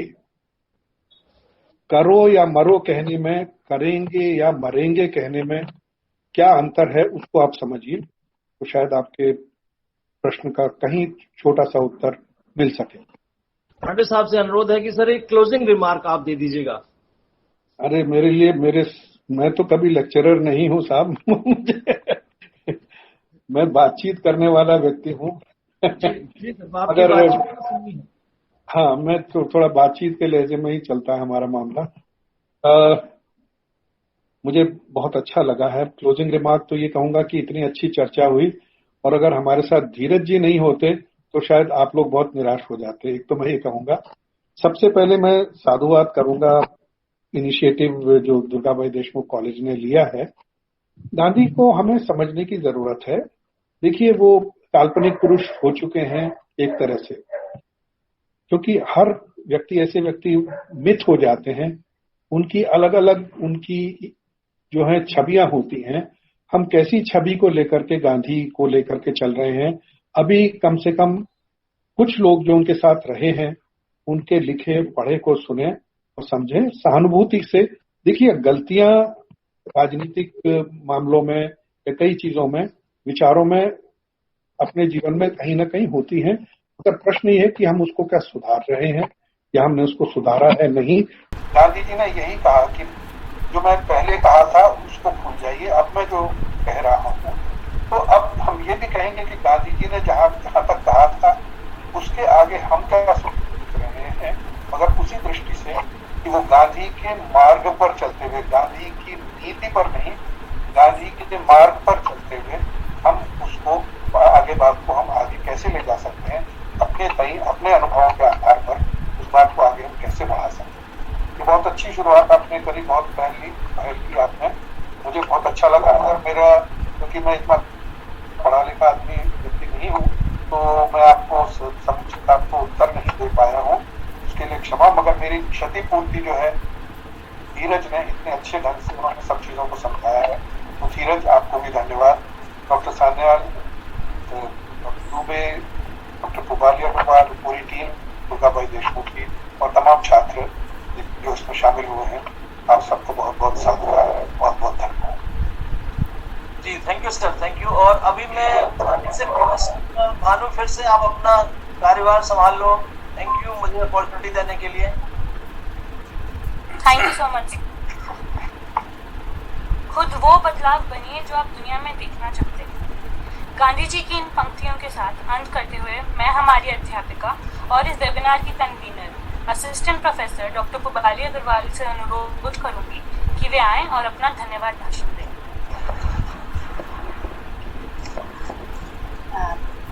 Thank you Bhanu. What a discussion. चर्चा और चलती तो और अच्छा लगता। Every good event has a name. So I am here to conclude this webinar with a vote of thanks. First of all, I would like to thank Mr. Akash Anand for his beautiful melodious presentation. I believe that one of the best way to convey our respect and shraddha to the Mahatma is through music. Akash Anand ji, you proved it. At this point, permit me to thank his wonderful guru, Pandit Vishwajit Rai Chaudhary ji. Without his support and cooperation, it was not possible for us to inaugurate this webinar with a musical tribute. 13 years back, when I have joined this college as a lecturer, we had to visit JPM Senior Secondary School for practice teaching. At that time, Dheeraj was a guide boy. We used to prepare our trainees to facilitate fulfillment of his questions. Today the scenario is reversed. He came here to answer to the questions of our trainee. It is a very special moment for us. Thank you, Dheeraj, for enlightening us with your knowledge and views. When we have decided to organize this webinar, Gandhi ji, who else could be the resource person apart from Mr. K.C. Pandey sir, our Executive Secretary of Gandhi Reform Association? He walks the talk. In fact, he follows the principles and values of life in his own life. I would like to share one incident here. कल शाम को मेरी sir के साथ बातचीत हो रही थी। सर ने कहा, आपने तो बुला लिया पर मैं कभी भी तैयार होके नहीं बोलते। सर, मैं यही बोलना चाहूंगी, हम तैयार होके बोलते हैं, आप विश्वास के साथ बोलते हैं और विश्वास के साथ जो भी बोला जाता है वो काफी प्रभावी होते हैं और इस वेबिनार में आज हम ये देखा। Thank you, sir. We know that your encouragement and blessings are always with us. I would like to thank Dr.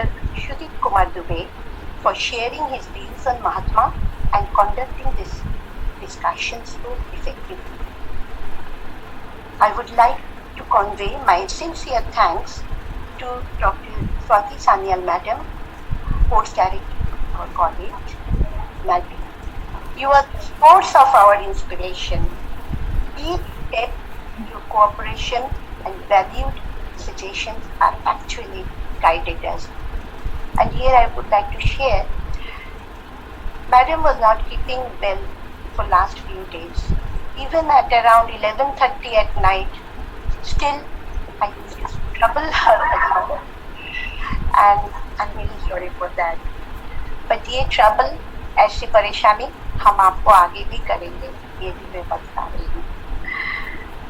Last but not the least, I would like to thank all the students of second year. Without their cooperation, it is just not possible to organize this webinar. Bhavya, Ashwini, Anupam, I would like to thank them for developing the content.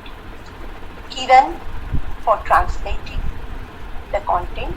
Kanchan and Arshi for audio recording, Vinay, Sachin and Arshi, Bhavya for creating the poster, Akash, Bharti and Sachin for the technical support. पूरा link से लेके पूरे चीज को इन लोगों ने ही बनाया, अभी भी रिकॉर्डिंग वो ये सभी कुछ they are doing. I thank everyone for their participation and for enriching us with the sharing of knowledge. Let us say goodbye to each other. Thank you and see you soon. Thanks के बाद और अलग से thanks तो नहीं दिया जाता है अगर हम औपचारिक तौर पे चले, लेकिन मुझे लग रहा है अगर मैं इस प्रोग्राम की कन्वीनर हमारी गोपाली अग्रवाल मैडम को थैंक्स ना दूं तो कुछ बात अधूरा सा रह जाएगा। और धीरज, आप हमेशा अच्छा बोलते थे, आपका इतना गहन अध्ययन है, ये भी मेरे लिए एक बहुत बड़ी उपलब्धि है कि मैं इतना आपको अच्छे से आज सुन पाई। ऐसे सबको धन्यवाद, लेकिन गोपाली अपने को तो धन्यवाद नहीं दे सकती हैं, तो मुझे लगता है ये मेरा पुण्य कर्तव्य है कि I must thank you Gopali for all the pain that you have